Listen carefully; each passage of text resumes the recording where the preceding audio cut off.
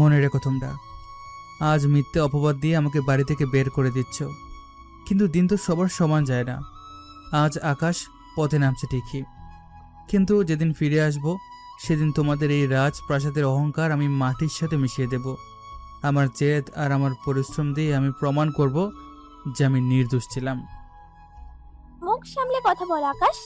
আমি তোর বড় ভাবি হই। আমার সাথে তর্পানোর সাহস করিস না। নিজের দেবর হয়ে আমার সাথে যে নোংরামি তুই করেছিস, তারপর তোর এই বাড়িতে থাকার কোনো অধিকার নেই। তোর মতো লম্পটকে পুলিশে দেওয়া উচিত ছিল। শুধু মান সম্মানের খাতিরে ছেড়ে দিচ্ছি, এক্ষুনি বিদায় হ। অনেক হয়েছে আকাশ, এবার থাম। সুমি যখন বলেছে তুইও শ্লীলতাহানি করার চেষ্টা করেছিস, তখন এর চেয়ে বড় প্রমাণ আর কিছু হতে পারে না। নিজের ভাইয়ের বইয়ের দিকে হাত বাড়াস তোর একটু বাদলো না? আজ থেকে তুই আমার জন্য মরে গেছিস। ভাইয়া, তুমিও অন্তত একবার আমার কথা শুনলে না। বাবুর সাজানো নাটকে তুমি আমাকে পর করে দিলে। ঠিক আছে, আমি যাচ্ছি, তবে মনে রেখো, সত্য চাপা থাকে না।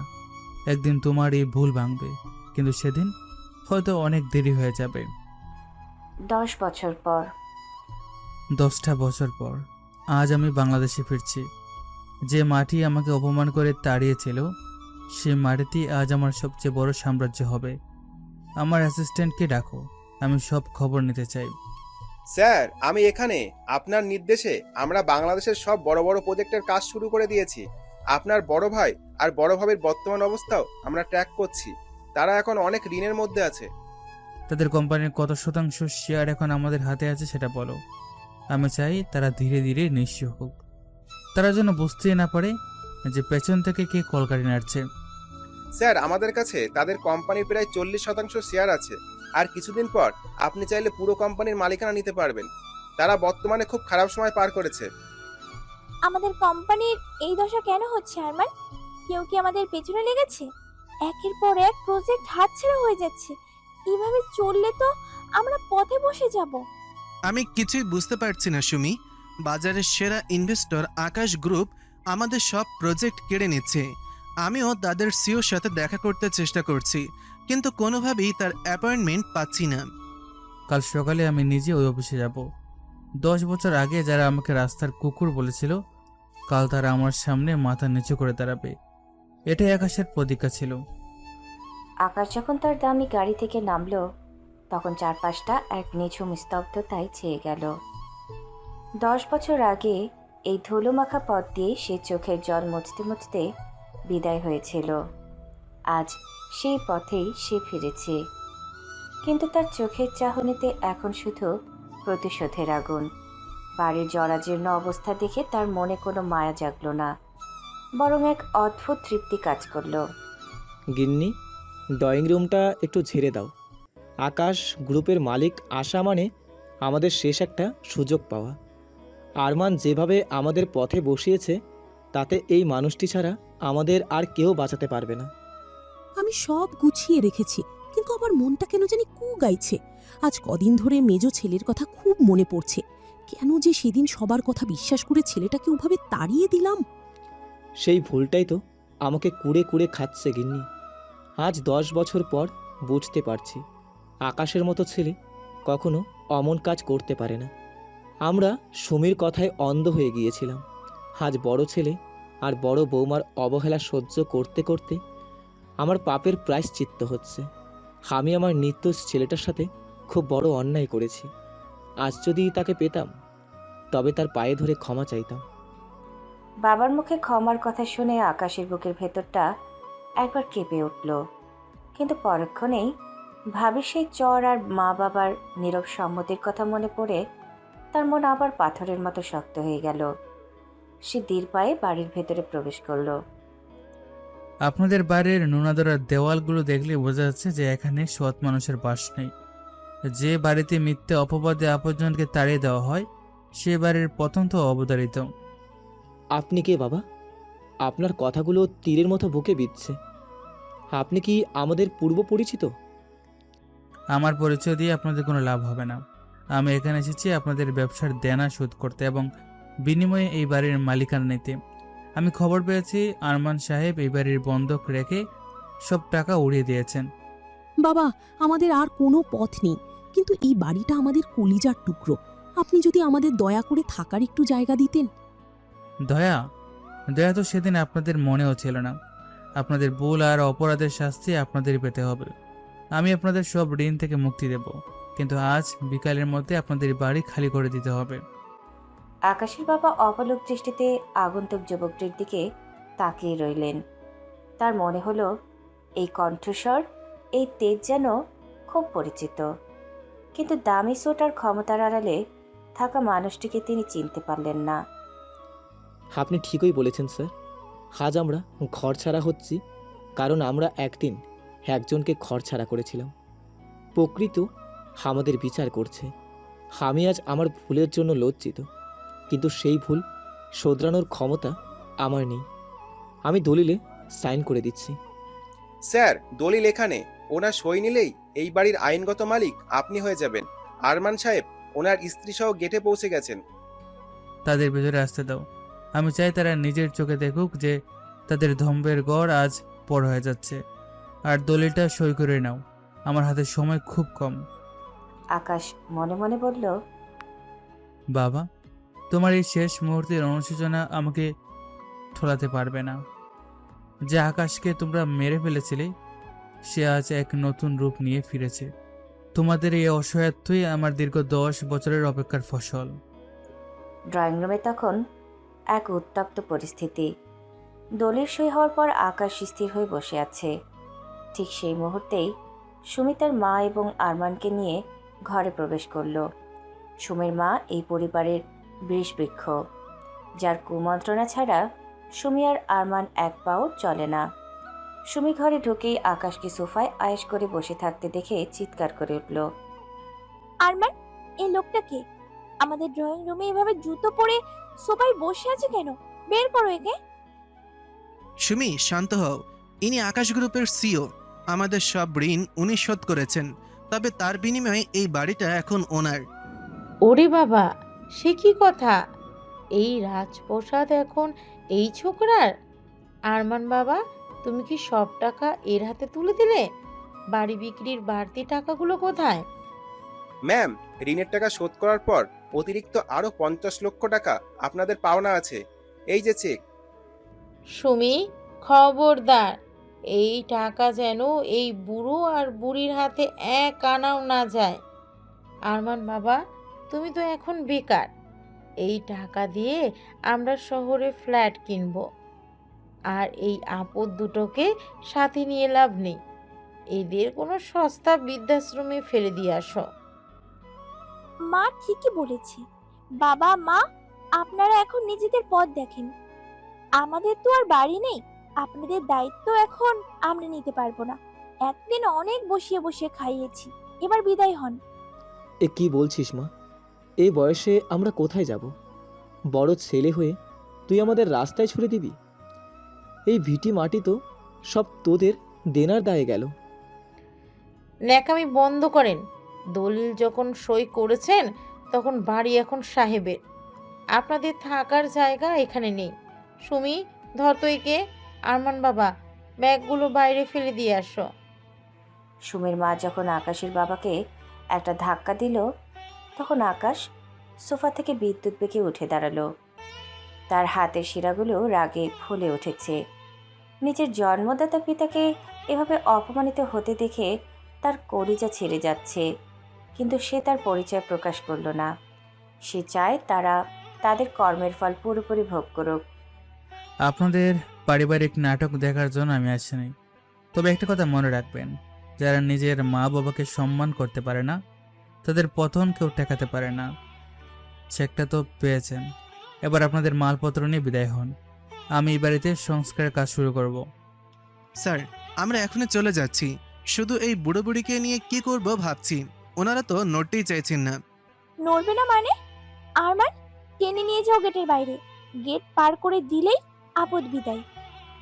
সুমি আর আরমান মিলে তাদের বৃদ্ধ মা বাবাকে জোর করে টানতে টানতে গেটের দিকে নিয়ে গেল।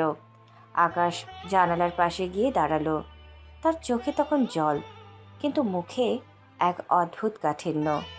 সে দেখতে পাচ্ছে তার মা গেটের খুঁটি ধরে কাঁদছেন আর বাবা অপমানে কুঁকড়ে গেছেন। আজ তোমাদের এই পরিস্থিতি দেখে আমার বুক ফেরে যাচ্ছে বাবা। কিন্তু সেদিন আমি যখন বৃষ্টির রাতে এভাবে গেটের বাইরে দাঁড়িয়েছিলাম, তখন তোমরা কেন মুখ ফুটে একটা বার বলনি? কেন সেদিন আমাকে ক্ষমা করনি? আজ তোমরা বড় ছেলের হাতে যে লাঞ্ছনা পাচ্ছ, তা তোমাদের নীরবতার পুরস্কার। আমি তোমাদের ক্ষমা করব না, কিন্তু তোমাদের মরতেও দেব না। এই রহস্যময় আকাশের খেলা তোমরা এখনো কল্পনা করতে পারছো না। স্যার, আমরা চললাম। আপনার সাথে ব্যবসা করে ভালো লাগলো। আপনি তো অনেক বড় মনের মানুষ। এই আপদ দুটোর জন্য দয়া দেখাবেন না কিন্তু। দয়া দেখানোর সময় আমার পেরিয়ে গেছে। আপনারা আপনাদের পথ দেখুন। আকাশ জানালার পর্দা টেনে দিল। গেটের ওপারে তার মা বাবা ধুলোয় বসে কাঁদছেন, আর এপারে সে দামি স্যুটের আড়ালে নিজের পরিচয় লুকিয়ে পাথরের মতো দাঁড়িয়ে আছে। আকাশ চায় এই রহস্য আরও গভীর হোক, তারা জানুক এই পৃথিবীটা কতটা নিষ্ঠুর। গেটের বাইরে তখন কাঠফাটা রোদ। আকাশে বৃদ্ধ বাবা ধুলোবালির ওপর বসে হাঁপাচ্ছেন, তার শরীর আর চলছে না। পাশে পাশে মা আঁচলে চোখ মুছছেন। দীর্ঘ 10 বছর আগে ঠিক একইভাবে তাদের ছোট ছেলে আকাশের গেট দিয়ে বেরিয়ে গিয়েছিল। আজ যেন ইতিহাস ফিরে এসেছে, শুধু চরিত্রগুলো বদলে গেছে। আকাশ জানালার কাচের ওপার থেকে সব দেখছে। তার মনে কোনো দয়া আসছে না, বরং এক নিদারুণ ক্রোধ কাজ করছে। আরমান, দাঁড়িয়ে দাঁড়িয়ে কি দেখছো? মার দেওয়া চেকটা পকেটে রাখো। ওই যে বুড়ো বুড়ি ড্রেনের পাশে বসে আছে, ওদের দিকে তাকালে আমাদের নতুন ফ্ল্যাট কেনা হবে না। তাড়াতাড়ি চলো, মা আমাদের জন্য ট্যাক্সি ডেকেছেন। সুমি, বাবা মাকে কি এইভাবেই ফেলে চলে যাব? লোকজন তো ছিছি করবে। পাড়ার মানুষ যদি জিজ্ঞাসা করে যে মা বাবা কোথায়, তখন কি জবাব দেব? ওরে আমার লাজুক জামাই, লোকজনে কি তোমায় খাওয়ায় না পড়ায়? এই যে বাড়িটা হাতছাড়া হলো, সেটা তো তোমারই অযোগ্যতার কারণে। এখন এই বাড়তি টাকাগুলো যদি ওদের পিছনে খরচ করো, তবে তোমায় আবার পথে বসতে হবে। আমার কথা শোনো আরমান বাবা, মায়ার চেয়ে টাকা বড়। ওদের নিজেদের রাস্তা নিজেদেরই দেখতে দাও। মার কথাই শেষ কথা আরমান, চলো এখান থেকে। বাবা মা, আপনারা এই পাড়ার মসজিদে বা কোনো স্টেশনে গিয়ে আশ্রয় নিন। আমাদের সাথে থাকার আর কোনো জায়গা নেই। আরমান, তুই একবার ভেবে দেখ বাবা, এই হাতে তোকে মানুষ করেছি। আজ তুই নিজের শ্বশুরবাড়ির কথায় আমাদের রাস্তায় ফেলে যাচ্ছিস। সুমিমা, তুমি তো আমাদের ঘরের লক্ষ্মী হতে পারতে, কিন্তু তুমি হলে কাল লাগেনি। আমার আকাশ হয়তো আজ কোথাও খুব সুখে আছে, তার অভিশাপেই আজ আমাদের এই দশা। মুখ সামলে কথা বলবেন বুড়ো সাহেব। আপনার ওই চোর আর লম্পট ছেলের নাম এই গেটের সামনে নেবেন না। ও তো কবেই মরে ভূত হয়ে গেছে। এখন আমাদের শান্তিতে বাঁচতে দিন। আরমান চলো। সুমি আর আরমান তাদের ব্যাগগুলো নিয়ে ট্যাক্সিতে উঠে বসলো। সুমির মা বিজয়ীর বেশে আকাশের দিকে একবার তাকিয়ে হাত নাড়লেন। আকাশ শক্ত মুখে তাকিয়ে রইল। তার মনে হচ্ছে এই মানুষগুলিকে তিলে তিলে মারতে হবে। ট্যাক্সিটা চলে যাওয়ার পর গেটের বাইরে শুধু পড়ে রইলেন দুই অসহায় বৃদ্ধ বৃদ্ধা। আসাদ, গেটের বাইরে ওই যে দুজন মানুষ বসে আছে, ওদেরকে আমাদের কোম্পানির গেস্ট হাউসে নিয়ে যাও। তবে সাবধান, তারা যেন বুঝতে না পারে আমি কে। বলবে যে দয়া করে তাদের থাকতে দেওয়া হয়েছে, তাদের খাওয়া দাওয়া ব্যবস্থা করো, কিন্তু তাদের সাথে কোনো কথা বলবে না। স্যার, আপনি কি শিওর? ওনারা তো আপনার প্রতি অনেক অন্যায় করেছিলেন। আপনি তো চেয়েছিলেন ওনারা কষ্ট পাক, তবে এখন কেন তাদের গেস্ট হাউসে নিচ্ছেন? আমি চেয়েছিলাম তারা যেন বড় ছেলের আসল রূপটা দেখে, সেটা তারা দেখেছে। এখন আমি চাই তারা যেন আমার দয়ায় বেঁচে থাকে, নিজের সন্তানের দয়া নয়। একজন অচেনা মানুষের দয়ায় বেঁচে থাকা কতটা লজ্জার, সেটা তারা প্রতি মুহূর্তে অনুভব করবে। আমি তাদের মরতে দেব না আসাদ। আমি তাদের দীর্ঘায়ু কামনা করি, যেন তারা আমার চূড়ান্ত সফলতার সাক্ষী হতে পারে। বাবা গো, তুমি কেন আমাদের এই দামি বাড়িতে নিয়ে এলে? আমরা তো স্টেশনেই পড়ে থাকতে পারতাম। বড় সাহেবকে বলো আমাদের মতো পাপীদের উপর এত দয়া না দেখাতে। আমরা তো নিজেদের সন্তানকেই চিনতে পারিনি। আপনাদের কোনো কথা বলতে মানা করা হয়েছে? আপনাদের শুধু থাকতে দেওয়া হয়েছে, এটাই বড় কথা। ভিতরে চলুন, আপনাদের জন্য খাবার তৈরি আছে। আকাশের বাবা মা যখন গেস্ট হাউসের ভেতরে ঢুকলেন, আকাশ তখন তার ল্যাপটপে সুমির মায়ের পুরনো রেকর্ডগুলো চেক করছিল।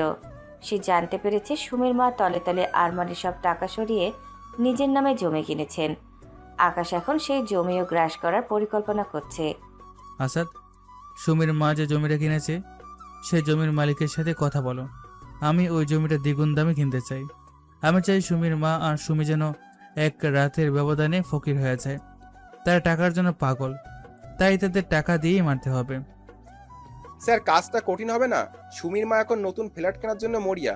উনি টাকা পেলেই সব বিক্রি করে দেবেন। চমৎকার, তাহলে আজ বিকেলেই মিটিং ডাকো। আমি চাই তারা কালকের মধ্যে বস্তিতে গিয়ে উঠুক। আর শোনো, আমার মা বাবা যেন গেস্ট হাউস থেকে বের হতে না পারে। তাদের উপর কড়া নজরদারি রাখো। আমি যেদিন নিজের পরিচয় দেব সেদিন যেন তারা মাথা তোলার সাহস না পায়। আকাশ জানালার পাশে গিয়ে দাঁড়ালো। বাইরের আকাশটা এখন মেঘাচ্ছন্ন, ঠিক 10 বছর আগে সেই রাতের মতো। ভাইয়া, তুমি সুমির আঁচল ধরে থাকো। আর সুমি ভাবি, আপনি টাকার হিসাব করুন। আকাশের মেঘ যখন গর্জন শুরু করবে তখন পালানোর পথ পাবেন না। বিকেল গড়িয়ে সন্ধ্যা নামছে।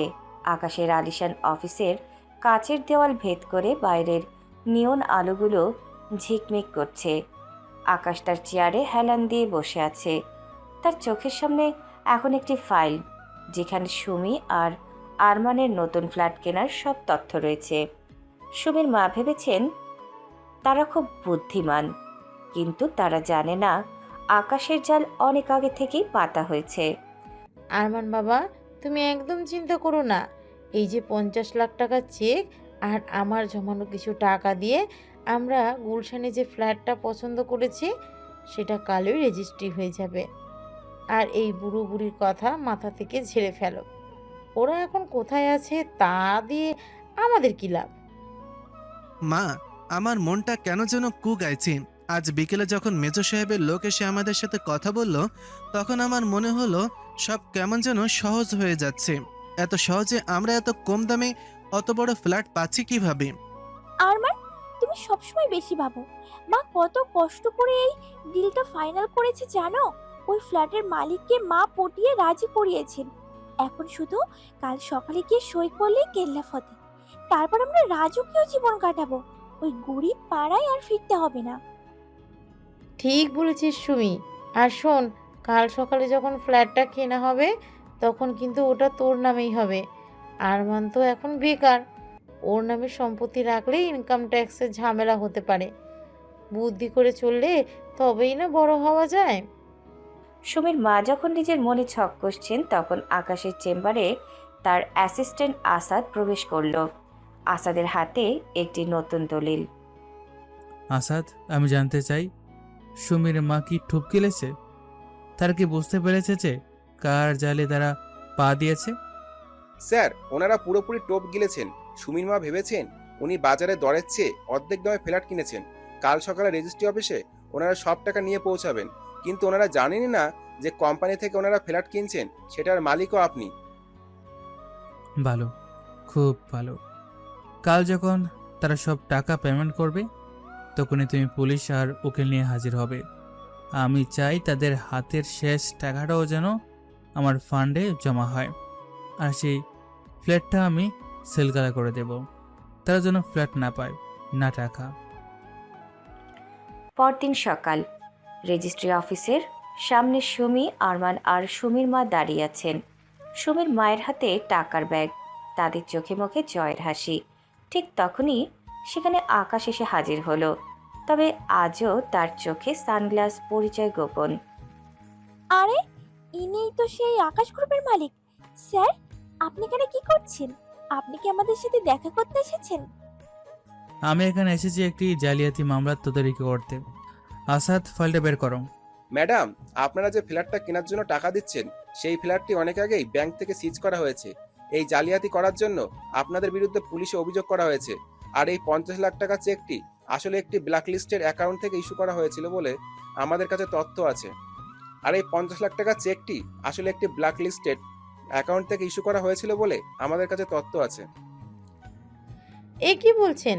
আমরা তো নগদ টাকা আর চেক নিয়ে এসেছি। আমাদের টাকা জালিয়াতি হতে যাবে কেন? কারণ যে এজেন্টের মাধ্যমে আপনারা ফ্ল্যাট কিনেছিলেন সে আসলে আমারই লোক। আপনারা ভেবেছিলেন তলে তলে আমার বড় ভাইকে পথে বসিয়ে সব টাকা নিয়ে পালাবেন। সুমি ম্যাডাম, আপনার মা তো আরমান সাহেবকে শিখিয়েছিলেন বড় বড় সাহেবকে ঠকাতে। এবার দেখুন ঠকা কাকে বলে। পুলিশ আসছে, আপনাদের এইসব অবৈধ টাকা এখন বাজেয়াপ্ত করা হবে। স্যার দয়া করুন, আমাদের কাছে আর কোনো টাকা নেই। এই টাকা চলে গেলে আমরা ভিখারি হয়ে যাব। সুমি, তুমি মাকে কিছু বলো। মা, তুমি না বললে সব ঠিক আছে, এখন পুলিশ কেন আসছে? স্যার প্লিজ আমাদের বাঁচান। বাঁচানোর দায়িত্ব আমার নয়। আপনারা আপনাদের মা বাবাকে কাল যেভাবে রাস্তায় ফেলে দিয়েছিলেন, প্রকৃতি আজ আপনাদের সেই একই জায়গায় নিয়ে এসেছে। আসাদ, এদের পুলিশের হাতে সোপর্দ করার ব্যবস্থা করো। আর হ্যাঁ, এদের সেই বস্তির ঠিকানাটা দিয়ে দাও যেখানে এদের মতো অপরাধীদের থাকা উচিত। সুমি আর সুমির মা কান্নাকাটি শুরু করলো, কিন্তু কেউ তাদের দিকে ফিরে তাকালো না। আরমান শুধু শূন্য চোখে মাটির দিকে তাকিয়ে রইল। 10 বছর আগে সেও তার ছোট ভাইয়ের দিকে তাকায়নি। আজ সে তার নিজের জীবনের বিচার দেখতে পাচ্ছে। আসাদ, এবার গেস্ট হাউসে চলো। আমার মা বাবা হয়তো সকাল থেকে খাবার খায়নি। আমি তাদের সামনে গিয়ে দাঁড়াবো, তবে এখনো পরিচয় দেব না। আমি দেখতে চাই তারা এই বিলাসিতার মধ্যে থেকে কতটা অনুশোচনা করে। গেস্ট হাউসের জানালার পাশে আকাশের মা বসে আছেন, তার চোখে জল। বাবা অসুস্থ হয়ে বিছানায় পড়ে আছেন। আকাশ যখন ঘরে ঢুকলো, মা দৌড়ে এসে তার সামনে দাঁড়ালেন। বাবা বড় সাহেব, আপনি অনেক দয়ালু। আমাদের মতো রাস্তার মানুষদের এখানে ঠাঁই দিয়েছেন, কিন্তু আমার কেন জানি বারবার মনে হচ্ছে আপনাকে আমি চিনি। আপনার হাঁটার ভঙ্গি, আপনার কথা বলার ধরন, সবই আমার সেই হারানো ছেলে আকাশের মতো। আকাশ তো অনেক আগে মরে গেছে মা। আপনারা নিজেই তো তাকে মেরে বের করে দিয়েছিলেন। আমি একজন ব্যবসায়ী, মৃত মানুষের সাথে আমার কোনো সম্পর্ক নেই। আপনারা এখানে থাকুন, ভালো খাবার খান, কিন্তু মনে রাখবেন এই দয়া চিরদিন থাকবে না। বাবা, আমাদের ক্ষমা করে দাও। আমি জানি না তুমি কে, কিন্তু তোমার কথাগুলো তীরের মতো বুকে বিঁধছে। আমরা বুঝতে পারছি আমরা জীবনে কত বড় ভুল করেছি। আমাদের সন্তানকে আমরা চিনতে পারিনি। আজ এই অচেনা মানুষের দায়ে বেঁচে থাকতে হচ্ছে। এটাই আমাদের সবচেয়ে বড় শাস্তি। আকাশ আর এক মুহূর্ত সেখানে দাঁড়ালো না। সে দ্রুত ঘর থেকে বেরিয়ে গেল। তার বুক ফেটে কান্না আসছিল, কিন্তু সে নিজেকে সামলে নিল। প্রতিশোধ এখনো শেষ হয়নি। সুমি আর আরমানকে যখন সে ড্রেনের পাশে বসতে দেখবে, তখনই তার তৃপ্তি মিলবে। আকাশের মেঘ আজ অনেক ভারী হয়ে আছে, যে কোনো সময় বজ্রপাত হবে। বস্তির এক অন্ধকার ঘরে আরমান, সুমি আর সুমির মা বসে আছে। পুলিশের ভয়ে তারা পালিয়ে এখানে আশ্রয় নিয়েছে। তাদের সব টাকা এখন আকাশের কবজায়। আরমান দিশেহারা হয়ে দেয়ালে মাথা ঠুকছে। ঠিক তখনই ঘরের দরজা লাথি মেরে খুলে গেল। ভেতরে প্রবেশ করলো আকাশ আর তার সাথে কয়েকজন পুলিশ অফিসার। আকাশের হাতে একটি রেকর্ডার। স্যার, আপনি এইখানেও চলে এসেছেন? আমাদের তো সব শেষ হয়ে গেছে। আর কি চান আমাদের কাছে? আমাদেরকে শান্তিতে মরতেও দেবেন না? মরা তো অনেক সহজ কাজ আরমান সাহেব। আমি চাই আপনারা বেঁচে থেকে নিজেদের কর্মফল ভোগ করুন। আসাদ, রেকর্ডটা অন করো। আমি চাই আরমান সাহেব তার প্রিয়তমা স্ত্রী আর পরম শ্রদ্ধেয় শাশুড়ির আসল চেহারাটা একবার দেখুক। রেকর্ডার বাজতে শুরু করলো। সেখানে সুমি আর তার মায়ের গোপন কথোপকথন শোনা যাচ্ছে, যা আকাশ অনেক আগে থেকেই রেকর্ড করে রেখেছিল। রেকর্ডিংয়ে সুমির মা বলছে, সুমি, আরমান তো একটা গাধা। ওর বাবার সম্পত্তি হাতিয়ে নেওয়ার জন্য এই আকাশকে সরানো খুব দরকার ছিল। তুই ভালো নাটক করেছিস যে আকাশ তোকে শ্লীলতাহানি করতে চেয়েছে। ওই বুড়ো বুড়ি তোকে বিশ্বাস করে আকাশকে বের করে দিল, আর আমাদের পথ পরিষ্কার হলো। এখন আরমানের সব লিখে নিয়ে ওকে পথে বসিয়ে দেব। এইসব মিথ্যে। আরমান, তুমি এসব বিশ্বাস করো না। এটা এই লোকের চাল। চুপ করুন ম্যাডাম, সত্য এখন সবার সামনে। আরমান সাহেব, আপনি কি শুনতে পেলেন? আপনার আদরের ছোট ভাই আকাশ কোনো অপরাধ করেনি। আপনার স্ত্রী আর শাশুড়ি মিলে ষড়যন্ত্র করে তাকে চোর আর লম্পট সাজিয়েছিল। আর আপনি নিজের ভাইয়ের রক্তকে বিশ্বাস না করে এই কালনাগিনীদের কথায় আকাশকে ওই বৃষ্টির রাতে ধাক্কা দিয়ে বের করে দিয়েছিলেন। না, এটা হতে পারে না। সুমি, তুমি আমাদের এত বড় ধোঁকা দিলে। আমি আমার কলেজের টুকরা ভাইকে তোমার জন্য পর করে দিলাম। ওর কোনো দোষ ছিল না। ও তো আমার পা ধরে কেঁদেছিল ও পর্যন্ত যে ও নির্দোষ। আমি নিজ হাতে ওকে মেরে বের করে দিয়েছিলাম। ও খোদা, আমি কি করলাম? আরমান বাবা, কথা শুনো, পরিস্থিতি আসলে এমন ছিল না। চুপ করুন আপনি। আপনার বিষাক্ত বুদ্ধিতে আমার সাজানো সংসার ছারখার হয়ে গেল। আকাশ আমাকে দেবের মতন নয়, বাবার মতন সম্মান করত, আর আমি ওকে পশুর মতন তাড়িয়ে দিলাম। আজ আমার সব টাকা গেছে, বাড়ি গেছে। এটা তো হওয়ারই ছিল।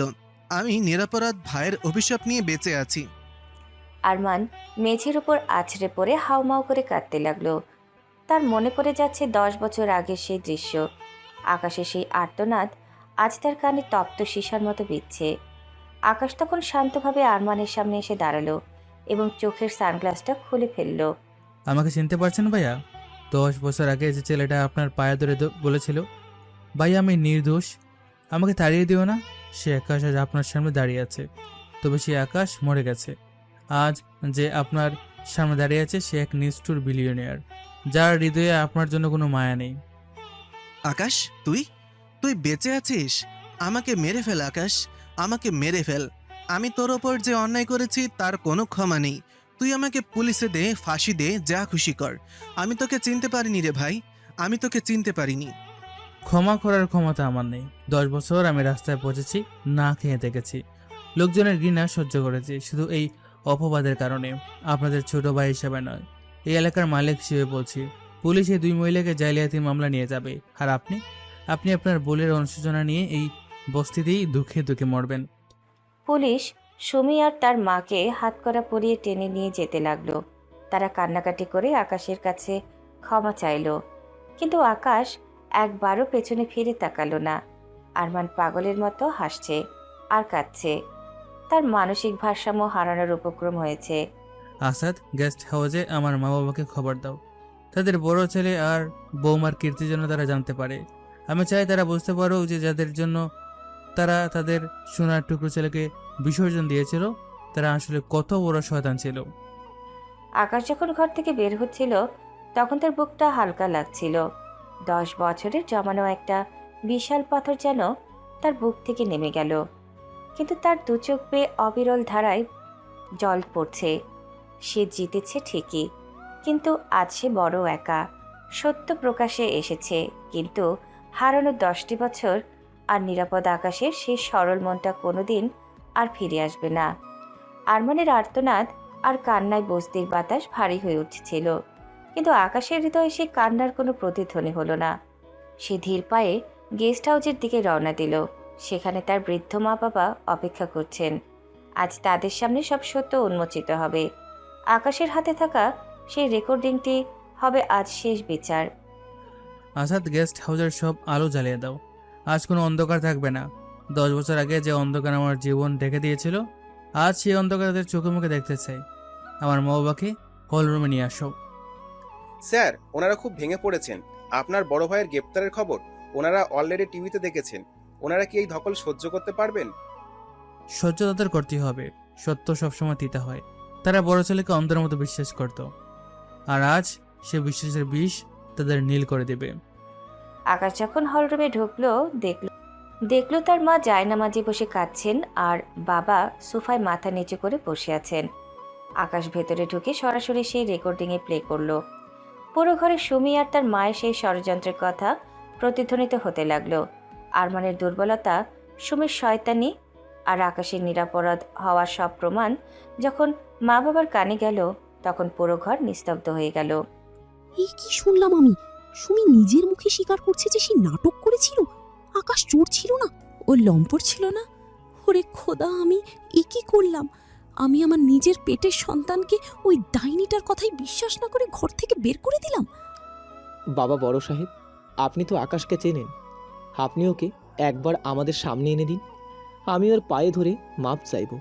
আমি ওর ওপর হাত তুলেছিলাম। যে হাত দিয়ে ওকে খাইয়েছি সেই হাত দিয়ে ওকে মেরেছি। আমি নরকেও জায়গা পাবো না। আকাশকে তো আপনারা অনেক আগেই দাফন করে দিয়েছিলেন সাহেব। যে ছেলেটা বৃষ্টির রাতে আপনাদের পায়ের কাছে মাথা ঠুকেছিল সে মরে গেছে। আজ যে আপনাদের সামনে দাঁড়িয়ে আছে সে আপনাদের দয়া করে এই গেস্ট হাউসে ঠাঁই দিয়েছে। আপনাদের ভুল এখন আর শুধরানোর উপায় নেই। ঠিক সেই মুহূর্তে গেস্ট হাউসের দরজায় এক সুন্দরী যুবতী এসে দাঁড়ালো। তার নাম সাইরা। সে লন্ডনের এক নামকরা ডাক্তার এবং গত 5 বছর ধরে আকাশের সব থেকে কাছের বন্ধু। সাইরা আকাশের জীবনের সব ইতিহাস জানে। আকাশ, অনেক হয়েছে। প্রতিশোধের নেশায় তুমি নিজের বাবা মাকে এভাবে তিলে দিলে মারতে পারো না। ওনারা ভুল করেছেন, কিন্তু ওনারা আজ অনুতপ্ত।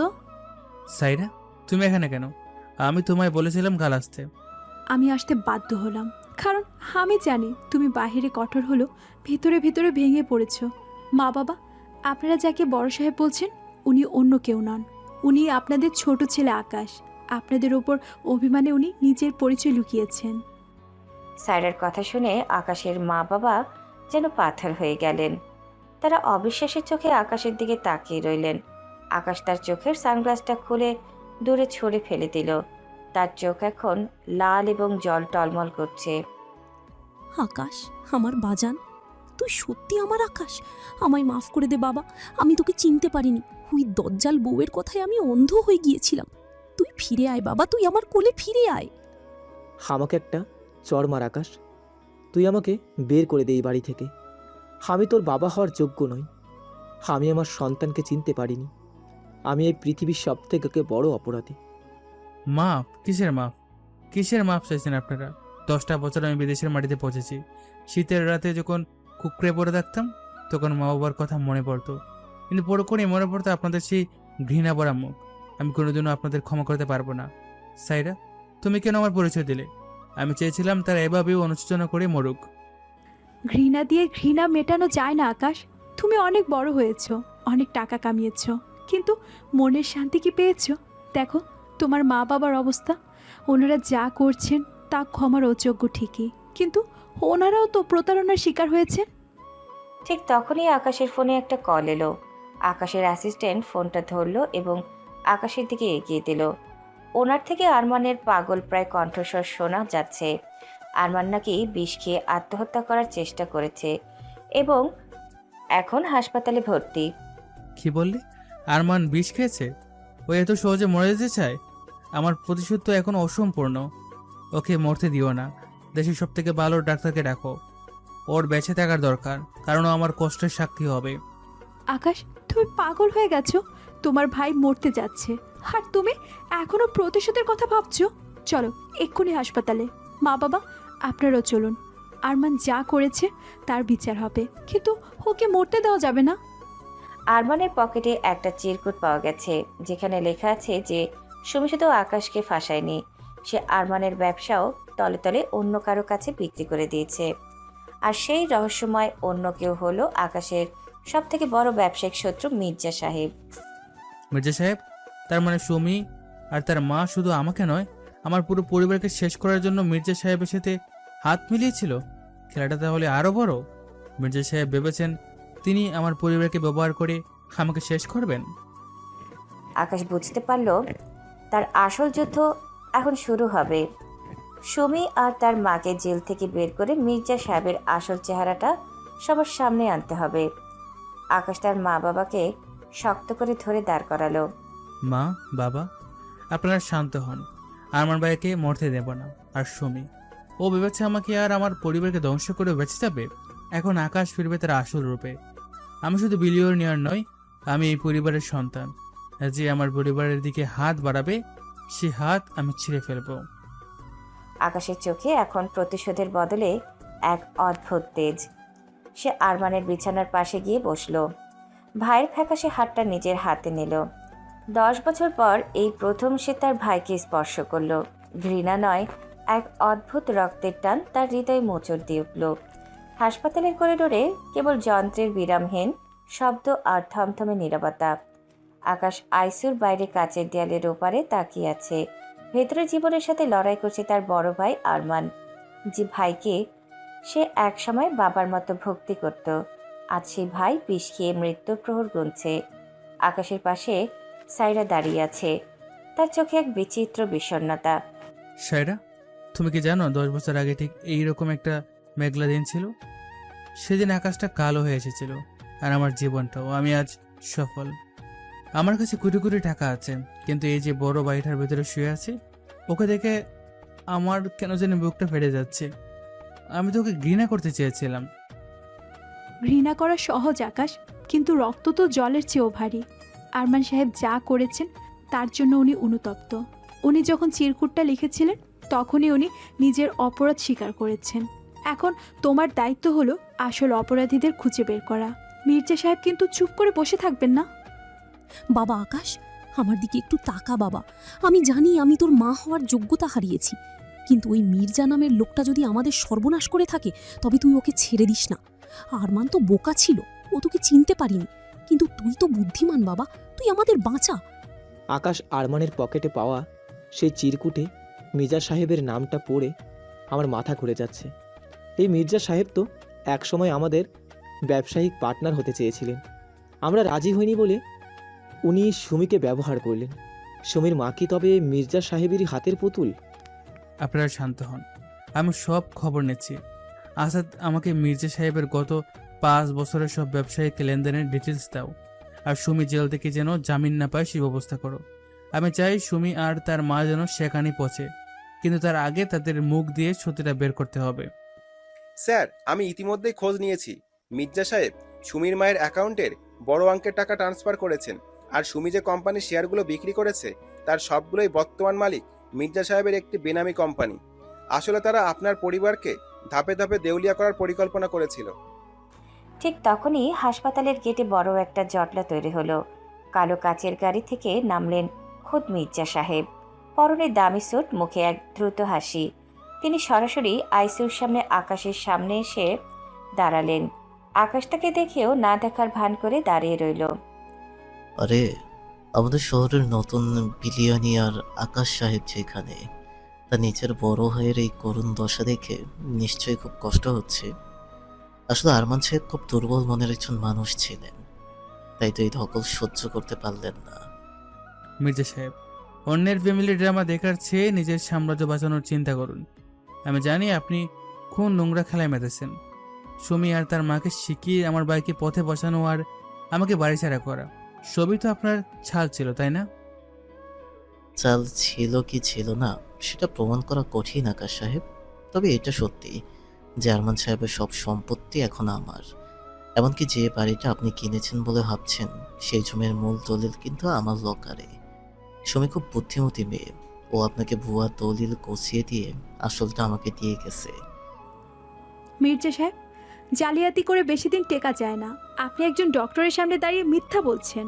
আরমান সাহেব সুস্থ হয়ে গেলে সব সত্য পুলিশের সামনে বলবেন।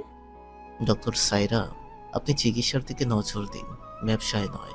আরমান সাহেব বেঁচে ফিরলে তো। বিষটা কিন্তু বেশ কড়া ছিল। যাই হোক আকাশ সাহেব, যুদ্ধের ময়দানে দেখা হবে। আপনার $1 বিলিয়ন কোম্পানি আমি ক্রাশ করব, এটাই আমার লক্ষ্য।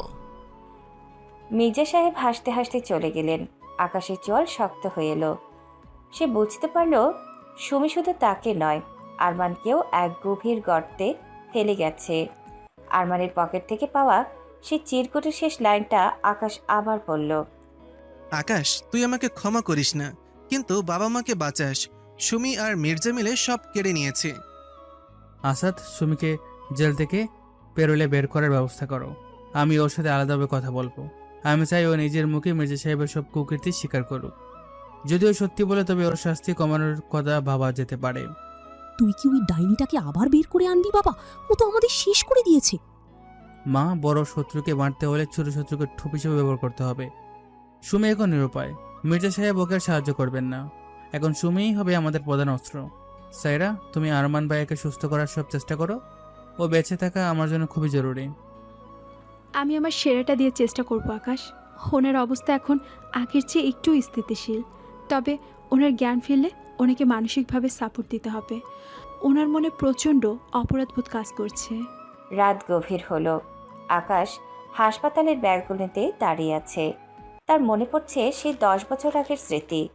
আজ সে বুঝতে পারছে সুমি একা নয়, এর পেছনে এক বিশাল সিন্ডিকেট কাজ করছে, যারা চেয়েছে আকাশের পরিবারকে চিরতরে শেষ করে দিতে। কিন্তু আকাশ এখন আর সেই দুর্বল ছেলেটি নেই, সে এখন এক শিকারী।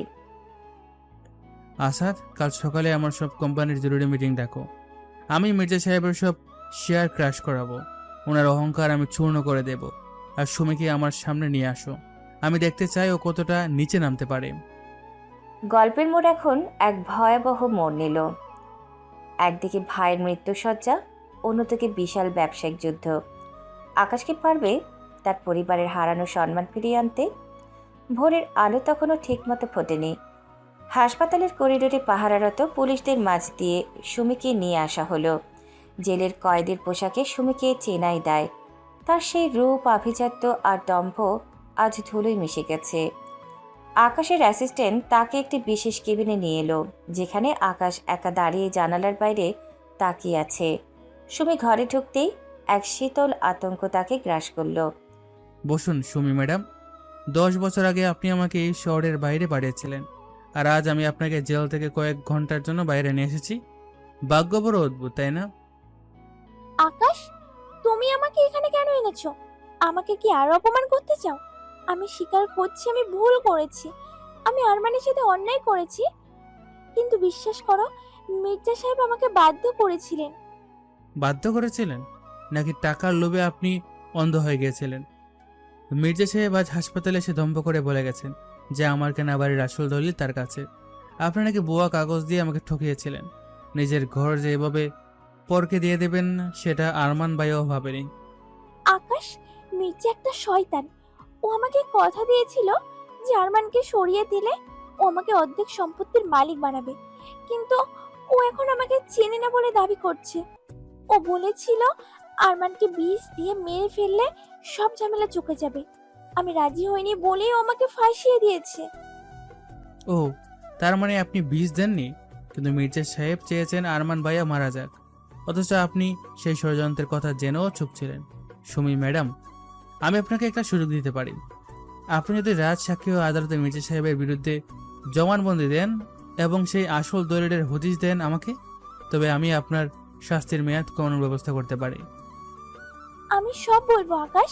মির্জা সাহেব ওই দলিল তার অফিসের একটা গোপন প্লটে রেখেছেন, আর ওনার কাছে আমার আর মার কিছু আপত্তিকর ভিডিও আছে যা দিয়ে উনি আমাদের ব্ল্যাকমেল করতেন।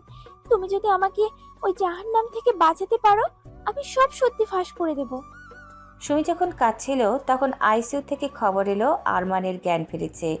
আকাশ আর এক মুহূর্ত দেরি না করে সুমিকে পুলিশের হেফাজতে পাঠিয়ে দ্রুত আইসিইউর দিকে ছুটল। পেছনে আকাশের মা বাবা আর সাইরা। আরমান চোখ মেলে তাকাতেই দেখল তার সামনে ছোট ভাই আকাশ দাঁড়িয়ে আছে। আকাশ, তুই এসেছিস? আমি তোকে দেখার যোগ্য নই রে ভাই। আমি মরে গেলেই ভালো হতো। আমি তোর জীবনটা নষ্ট করে দিয়েছি, আমাকে ক্ষমা করিস না। ভাই, এখন এসব কথা বলার সময় নেই। আপনি সুস্থ হয়ে উঠুন। মির্জা সাহেব আপনার সব সম্পত্তি গ্রাস করার চেষ্টা করেছেন। উনি দাবি করছে বাড়ির আসল দলিল ওনার কাছে। আপনি কি জানেন সুমি সেই দলিল কোথায় রেখেছিল? সুমি, ওই মেয়েটা আসলে মানুষ ছিল না আকাশ। ও আমাকে প্রেমের জালে ফাঁসিয়ে আমার সব সই নকল করেছে। তবে ও একটা ভুল করেছে। আসল দলিলটা ও মির্জাকে দেওয়ার কথা বলে আমার আলমারির একটা গোপন ড্রয়ারে রেখেছিল। সেটা আমি সরিয়ে আমার এক বন্ধুর কাছে গচ্ছিত রেখেছি। যা মির্জা পেয়েছে তা আসলে আসল দলিলের মতনই দেখতে ফটোকপি। ও ধোঁকা খেয়েছে। আরমান বাবা, তুই সত্যি বলছিস? তার মানে আমাদের ভিটে মাটি এখনো আমাদের হাতে আছে? হ্যাঁ বাবা, আমি সব হারিয়েছি, কিন্তু শেষ সম্বলটুকু আকাশের জন্য বাঁচিয়ে রেখেছি। আকাশ, তুই ওই দলিলটা উদ্ধার কর আর আমাকে পুলিশে দে। আমি তোর ওপর হাত তুলেছিলাম, আমি এই পাপের শাস্তি চাই। আকাশ তার ভাইয়ের হাতটা শক্ত করে ধরল। তার চোখের কোণে জল চিকচিক করছে। বড় ভাইয়ের এই শেষ রক্ষা তাকে নতুন শক্তি দিল। আকাশ দ্রুত কেবিন থেকে বেরিয়ে এলো। তার চোখে এখন মির্জা সাহেবকে ধ্বংস করার নেশা। আসাদ, আরমান ভাইয়ের বন্ধুর ঠিকানা নাও। আজ বিকালের মধ্যে আমার হাতে আসল দলিল চাই। আর শোনো, মির্জা সাহেবের কোম্পানির শেয়ার হোল্ডারদের সাথে আমার মিটিং ফিক্স করো। আমি ওনার কোম্পানির কাল সকালের মধ্যে টেক ওভার করবো। উনি ভেবেছেন আমি শুধু টাকার জোরে বিলিয়নিয়ার হয়েছি। উনি জানেন না এই আকাশ কতটা জেদি। আকাশ, তুমি কি একটু শান্ত হবে না? আরমান সাহেব মাত্র জ্ঞান ফিরে পেলেন, ওনার এখন বিশ্রাম দরকার। তুমি কেন যুদ্ধের ময়দানে এত মরিয়া হয়ে নামছো? কারণ এই যুদ্ধটা শুধু টাকার নয় সাইরা, এটা সম্মানের। 10 বছর আগে আমাকে যে কলঙ্ক দেওয়া হয়েছিল, আজ সেই কলঙ্ক আমি মির্জা সাহেবের মুখে মাখাবো। উনি আমার পরিবারকে নিয়ে খেলেছেন, এবার আমি উনার জীবন নিয়ে খেলবো। ঠিক সেই রাতে আকাশ এক দুঃসাহসিক অভিযান চালালো। মির্জা সাহেবের কোম্পানি যখন শেয়ার বাজারে ধসে পড়ল, তখন মির্জা সাহেব পাগলের মতো আকাশের অফিসে ছুটে এলেন। কিন্তু সেখানে তাকে স্বাগত জানানোর জন্য পুলিশ আর আকাশের আইনজীবী দাঁড়িয়েছিল। আকাশ, তুমি আমার সব শেষ করে দিলে। এক রাতের মধ্যে আমার 100 কোটি টাকার কোম্পানি তুমি ধুলোয় মিশিয়ে দিলে। আমি তোমাকে ছাড়বো না। ছাড়ার সময় তো অনেক আগেই পার হয়ে গেছে মির্জা সাহেব। এই দেখুন আপনার সেই কাঙ্ক্ষিত আসল দলিল, আর এই দেখুন সুমি ম্যাডামের জবানবন্দি। পুলিশ এখন আপনাকে জালিয়াতি, ষড়যন্ত্র এবং হত্যা চেষ্টার অভিযোগে গ্রেপ্তার করবে। আপনি ভেবেছিলেন রাজিয়া সুলতানের গল্পের নায়ক আকাশ এত সহজে হার মানবে? পুলিশ মির্জা সাহেবকে হাতকড়া পরিয়ে নিয়ে গেল। মির্জা সাহেব চিৎকার করতে লাগলেন, কিন্তু তার পতন ছিল অনিবার্য। আকাশ তার অফিসের জানালা দিয়ে রাতের শহরের দিকে তাকালো। তার মা বাবা এখন তার বাড়িতে সুখে আছেন, বড় ভাই সুস্থ হয়ে ফিরেছেন। সাইরা তার পাশে এসে দাঁড়ালো। অভিনন্দন আকাশ, তুমি জিতে গেছো। তোমার সব অপমান ধুয়ে মুছে গেছে। এখন কি তুমি খুশি? খুশি কিনা জানি না সাইরা, তবে আজ আমার খুব হালকা লাগছে। 10 বছর ধরে যে বোঝার ভার বয়ে বেড়াচ্ছি, আজ সেটা নেমে গেছে। এখন আমি আবার সেই সাধারণ আকাশ হতে চাই, যার কোনো শত্রু নেই, শুধু এক বুক ভালোবাসা আছে। আকাশ সাইরার দিকে তাকালো। সাইরার চোখে এক অদ্ভুত মায়া। গল্পের এই নতুন মোড়ে এসে আকাশ বুঝতে পারল, জীবনের সব থেকে বড় জয় হলো ক্ষমা করা এবং নতুন করে শুরু করা। আকাশ তার মা বাবার কাছে ফিরে গেল। মির্জা সাহেবের পতন আর সুমির জেল হওয়ার পর শহর জুড়ে এক অদ্ভুত শান্তি নেমে এসেছে। আকাশ তার মা বাবাকে নিয়ে তার নতুন ডুপ্লেক্স বাড়িতে ফিরেছে। ড্রয়িং রুমের বিশাল সোফায় বসে আছেন আকাশের বাবা আর মা। তাদের সামনে আকাশ মাথা নিচু করে বসে আছে। দীর্ঘ 10 বছর পর আজ তারা এক ছাদের নিচে, কিন্তু এই 10 বছরের ব্যবধান তাদের মাঝখানে এক বিশাল পাহাড় হয়ে দাঁড়িয়ে আছে। বাবা আকাশ, একটা কথা আমাকে বারবার কুঁড়ে কুঁড়ে খাচ্ছে। সেদিন যখন তোকে ওই বৃষ্টির রাতে ধাক্কা দিয়ে বের করে দেওয়া হলো, তোর পরনে ছিল শুধু একটা ছেঁড়া শার্ট আর প্যান্ট, পায়ে কোনো জুতোও ছিল না, হাতে 1 আনা পয়সাও আমরা দিইনি। সেই তুই আজ 1000 কোটি টাকার মালিক। তুই এত বড় হলি কি করে বাবা? এই 10টা বছর তুই কোথায় ছিলি, কিভাবে দিন কাটিয়েছিস?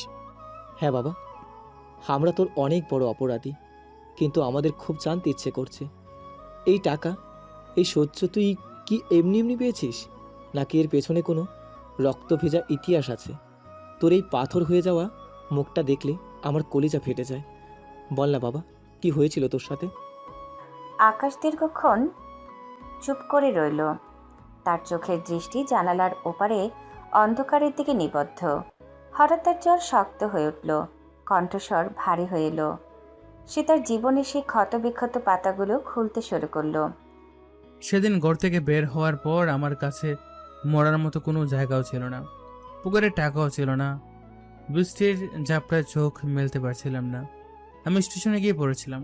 ক্ষুধার জ্বালায় যখন পেট জ্বলছিল, তখন ডাস্টবিনের পাশে ফেলে দেওয়া পচা পাউরুটি কুড়িয়ে খেয়েছি। মানুষ আমাকে পাগল ভেবে পাথর ছুঁড়ে মেরেছে। কপালে এই যে দাগটা দেখছেন, এটা কোনো অ্যাক্সিডেন্টের দাগ নয় মা, এটা ছিল এক নিষ্ঠুর মানুষের দেওয়া পাথরের আঘাত। কারণ আমি তার দোকানের সামনে দাঁড়িয়ে এক গ্লাস জল চেয়েছিলাম। ওরে আমার কপাল, আমার আদরের ধন ডাস্টবিনের খাবার খেয়েছে। আমি মা হয়ে ঘরে পোলাও মাংস খেয়েছি, আর আমার ছেলে না খেয়ে স্টেশনে পড়েছিল। ওটা তো মাত্র শুরু ছিল। আমি যখন কোনো কাজ পাচ্ছিলাম না, তখন খুলি হিসাবে স্টেশনে মাল টেনেছি। একদিন এক বাড়ি বস্তা পিটে নিতে গিয়ে আমার মেরুদণ্ড প্রায় মটকে গিয়েছিল। 3 দিন আমি নড়তে পারিনি, কেউ আমাকে এক ফোঁটা জলও দেয়নি। তখন আমি ভাবতাম, আমি যদি আজ মারা যাই, আমার মা কি জানবে? আমার বাবা কি আমার লাশটা নিতে আসবে? না, আপনারা তো তখন বড় ছেলের সংসারে মেতেছিলেন। ক্ষমা কর বাবা, আমাদের ক্ষমা কর। আমরা জানতাম না তুই এত কষ্ট পেয়েছিস। কষ্টের শেষ তো সেখানে ছিল না বাবা। আমি একসময় একটা জাহাজের শ্রমিকের কাজ পাই। সে জাহাজটা ছিল অবৈধভাবে মানুষ পাচারে। মাঝ সমুদ্রে যখন ঝড় উঠল, তখন জাহাজের ক্যাপ্টেন আমাদের মতো সাধারণ শ্রমিকদের সমুদ্রে ফেলে দিতে চেয়েছিল, ওজন কমানোর জন্য। আমি 3 দিন একটা কাঠের তক্তা ধরে নোনা জলে ভেসেছিলাম। গায়ে ছামড়া পচে যাচ্ছিল। হাঙ্গরেরা আমার চারপাশে ঘুরছিল। তখন মনে হচ্ছিল মৃত্যু কত শান্তি। কিন্তু মরতে পারিনি, কারণ আমার মনে জেদ ছিল। আমাকে প্রমাণ করতে হবে আমি চোর নই। আকাশের কথা শুনে পুরো ঘর নিস্তব্ধ হয়ে গেল। আকাশের চোখে তখন জল নেই, শুধু এক অদ্ভুত শূন্যতা। সে বলতে লাগলো কিভাবে সে বিদেশের এক কয়লার খনিতে কাজ শুরু করে। মাটির নিচে দম বন্ধ করা পরিবেশে দিনরাত পরিশ্রম করে সে কিছু টাকা জমায়। সেই টাকা দিয়ে সে ছোট একটা ব্যবসা শুরু করে, কিন্তু সেখানেও তাকে ধোঁকা দেওয়া হয়। আপনারা তো আমাকে চোর বলে তাড়িয়েছিলেন, কিন্তু বিদেশের মাটিতে আমাকে সত্যি চোর সাজিয়ে জেলে পাঠানো হয়েছিল। 1 বছর আমি অন্ধকার সেলে ছিলাম, যেখানে সূর্যের আলো পৌঁছাতো না। প্রতিদিন পুলিশ আমাকে মারতো, যাতে আমি স্বীকার করে আমি চুরি করেছি। আমার নখ উপড়ে ফেলা হয়েছিল মা। এই দেখুন আমার হাতের আঙ্গুলগুলো, এগুলো এখনো ঠিকমতো কাজ করে না। শীতে যখন কনকন করে ওঠে, তখন আমার সেই জেলের রাতের কথা মনে পড়ে। আর বলিস না বাবা, আর বলিস না। আমি এই পাপ কোথায় রাখবো? আমি কুলাঙ্গার মা, আমি আমার ছেলেকে নরকের আগুনে পুড়িয়েছি। আমাকে তুই মেরে ফেল আকাশ, আমাকে বিষ খাইয়ে মেরে ফেল। মরলে তো সব চুকে যেত মা, আমি মরতে চাইনি। জেলে থাকার সময় আমি ইংরেজি আর বিজনেস নিয়ে পড়াশোনা করি। সেখানে এক বয়স্ক কয়েদির সাথে আমার পরিচয় হয়, যিনি একসময় বড় বিজনেসম্যান ছিলেন। ওনার বুদ্ধিতেই আমি জেল থেকে বের হয়ে শেয়ার বাজারে ইনভেস্ট করি। ভাগ্য আমার সহায় ছিল। রাতারাতি আমি কোটিপতি হয়ে যাই, কিন্তু এই কোটি টাকার সিংহাসনে বসেও আমি কোনোদিনও শান্তিতে ঘুমাতে পারিনি, কারণ আমার কানের কাছে এখনো আপনাদের সেই ধিক্ষার আর সুমি ভাবির সেই পৈশাচিক হাসির শব্দ বাজে। আকাশের বাবা কান্নায় ভেঙে পড়ে সোফা থেকে নিচে পড়ে গেলেন। আকাশের এই করুণ ইতিহাস যেন তাদের হৃৎপিণ্ড ছিঁড়ে দিচ্ছে। তারা আজ বুঝতে পারছেন তারা শুধু তাদের ছেলেকে হারাননি, তারা একটা জীবন্ত মানুষকে তিলে তিলে হত্যা করেছিলেন। আজ আপনাদের এই বড় বাড়ি আছে, দামি গাড়ি আছে, কিন্তু আমার সেই 10 বছরের তারুণ্য কি কেউ ফিরে দিতে পারবে? আমার সেই নখ উপড়ানো যন্ত্রণা কি এই টাকায় কমবে? আপনারা আজ আমাকে পেয়ে খুশি, কিন্তু আমি নিজেকে হারিয়ে ফেলেছি মা। আমি আর সেই সরল আকাশ নেই, যা আপনাদের বুকে মাথা রেখে ঘুমাতো। আজ আমি কেবলই এক যান্ত্রিক বিলিয়নিয়ার। ড্রয়িং রুমে তখন কেবল কান্নার শব্দ। আকাশের অতীত যেন এক বিভীষিকা হয়ে সবার সামনে দাঁড়িয়ে আছে। আকাশ উঠে দাঁড়ালো এবং সিঁড়ি দিয়ে ওপরে নিজের ঘরে চলে গেল। পেছনে পড়ে রইল তার অপরাধী মা বাবা, যাদের চোখের জল আজ সাগরের মতো প্রবাহিত হচ্ছে। আকাশের করুণ অতীত শোনার পর সেই রাতটা পরিবারের কারোর জন্য সুখকর ছিল না। মা বাবা অনুশোচনার আগুনে পড়ছেন, আর আকাশ তার আলিশান ঘরের বারান্দায় দাঁড়িয়ে আকাশের দিকে তাকিয়ে আছে। চারপাশ নিঝুম, কিন্তু আকাশের মনে ঝড় বইছে। মির্জা সাহেব জেলে গেলেও তার রেখে যাওয়া রহস্যের জাল যেন আরও ঘনীভূত হচ্ছে। ঠিক তখনই আকাশের ব্যক্তিগত ফোনে একটি অজানা নম্বর থেকে ভিডিও কল এলো। হ্যালো, কে আপনি? মাঝরাতে অপরিচিত নম্বর থেকে ভিডিও কল কেন? ফোনের স্ক্রিনে একটা অন্ধকার ঘর ফুটে উঠল। সেখানে কেবল একটা আবছা ছায়া দেখা যাচ্ছে। কণ্ঠস্বরটা যান্ত্রিকভাবে পরিবর্তন করা, যা চেনা অসম্ভব। আকাশ সাহেব, আপনি ভেবেছেন মির্জাকে জেলে পাঠিয়ে সব জিতে গেছেন? খেলা তো কেবল শুরু হলো। মির্জা সাহেব তো কেবল একটা দাবার গুটি ছিলেন, আসল খেলোয়াড় তো এখনও আড়ালেই রয়ে গেছে। আপনার পরিবারের ধ্বংসের পেছনে শুধু সুমি ছিল না, ছিল আরও বড় এক গোপন শত্রু। কে আপনি? সামনে এসে কথা বলুন। লুকোচুরি খেলবেন না। আমার পরিবারের ক্ষতি করার চেষ্টা করলে আমি আপনাকে মাটির নিচ থেকে খুঁজে বের করব। মাটির নিচ থেকে আমাকে খোঁজার দরকার নেই, বরং নিজের অতীতটা আরেকবার ভালো করে খুঁড়ুন। 10 বছর আগে আপনার বাবা যে ব্যবসায়িক পার্টনারকে সরিয়ে দিয়ে একচ্ছত্র মালিক হয়েছিলেন, তার কথা কি মনে আছে? রহমান সাহেব যিনি নিখোঁজ হয়ে গিয়েছিলেন, আপনার এই $1 বিলিয়ন সাম্রাজ্যের নিচে কার দীর্ঘশ্বাস চাপা পড়ে আছে সেটা কি জানেন? ভিডিও কলটা কেটে গেল। আকাশ স্তব্ধ হয়ে দাঁড়িয়ে রইল। রহমান সাহেব নামটা শুনে তার বুকের ভেতরটা কেঁপে উঠল। সে ছোটবেলায় আবছাভাবে শুনেছিল বাবার একজন বিশ্বস্ত বন্ধু আর ব্যবসায়িক পার্টনার ছিল, যিনি হঠাৎ একদিন নিরুদ্দেশ হয়ে যান। আকাশ দ্রুত নিচে নেমে তার বাবার ঘরে ঢুকল। বাবা জেগে আছেন? আমাকে একটা সত্যি কথা বলতে হবে। রহমান সাহেব কে ছিলেন? 10 বছর আগে ঠিক ওনার সাথে কি হয়েছিল? কেন ওনার নাম এই বাড়িতে আর কোনোদিনও নেওয়া হয়নি? আকাশ, এই মাঝরাতে রহমান সাহেবের নাম কেন তুলছিস তুই?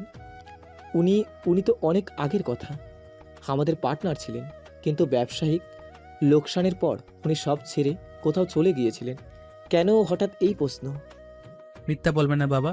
আজ এক রহস্যময় লোক ফোন করে আমাকে রহমান সাহেবের কথা মনে করে দিয়েছে। উনি বললেন আমাদের পরিবারের ওপর আজ যে অভিশাপ নেমেছে তার বীজ নাকি অনেক আগেই বোনা হয়েছিল। রহমান সাহেব কি স্বেচ্ছায় গিয়েছিলেন নাকি ওনাকে সরিয়ে দেওয়া হয়েছিল? আকাশের বাবা কথা বলতে গিয়েও থেমে গেলেন। তার কপালে বিন্দু বিন্দু ঘাম জমেছে। তিনি দৃষ্টি সরিয়ে নিলেন। ঠিক তখনই ড্রয়িং রুমের বাইরের গেটে বড় একটা শব্দ হলো। সাইরা দৌড়ে এলো। আকাশ, জলদি বাইরে এসো। গেটের সামনে কেউ একটা বড় পার্সেল ফেলে রেখে গেছে, আর তার উপর লাল রং দিয়ে লেখা আকাশের পরবর্তী কিস্তি। আকাশ দ্রুত গেটের কাছে গেল। সাবধানে পার্সেলটা খুলতেই তার শরীর হিম হয়ে গেল। ভেতরে একটি পুরনো ডায়েরি আর একটা ভাঙা চশমা। ডায়েরিটা রহমান সাহেবের, যার পাতায় পাতায় আকাশের বাবার বিরুদ্ধে ষড়যন্ত্র আর বিশ্বাসঘাতকতার অভিযোগ লেখা। কিন্তু সবথেকে বড় চমক ছিল ডায়েরির শেষ পাতায় লাগানো একটি ছবি। সেই ছবিতে রহমান সাহেবের পাশে ছোট্ট একটি মেয়ে দাঁড়িয়ে আছে, যার গলার লকেটে এস অক্ষরটা খোদাই করা। সাইরা, এই লকারটা, এটা তো খুব পরিচিত লাগছে। সুমির গলায় আমি ঠিক এইরকম একটা লকার দেখেছিলাম। তার মানে সুমি কি রহমান সাহেবের মেয়ে? ও কি তবে প্রতিশোধ নিতেই আমাদের বাড়িতে বউ হয়ে এসেছিল? যদি তাই হয় আকাশ, তবে সুমি একা নয়। সুমির মা, যাকে আমরা শয়তান ভাবছি, সে কি তবে রহমান সাহেবের স্ত্রী? কিন্তু তারা তো দাবি করেছিল তারা গরিব ঘর থেকে এসেছে। তার মানে তারা পরিচয় গোপন করে এই বাড়িতে ঢুকেছিল শুধু ধ্বংস করার জন্য। স্যার, আমি একটা জরুরি তথ্য পেলাম।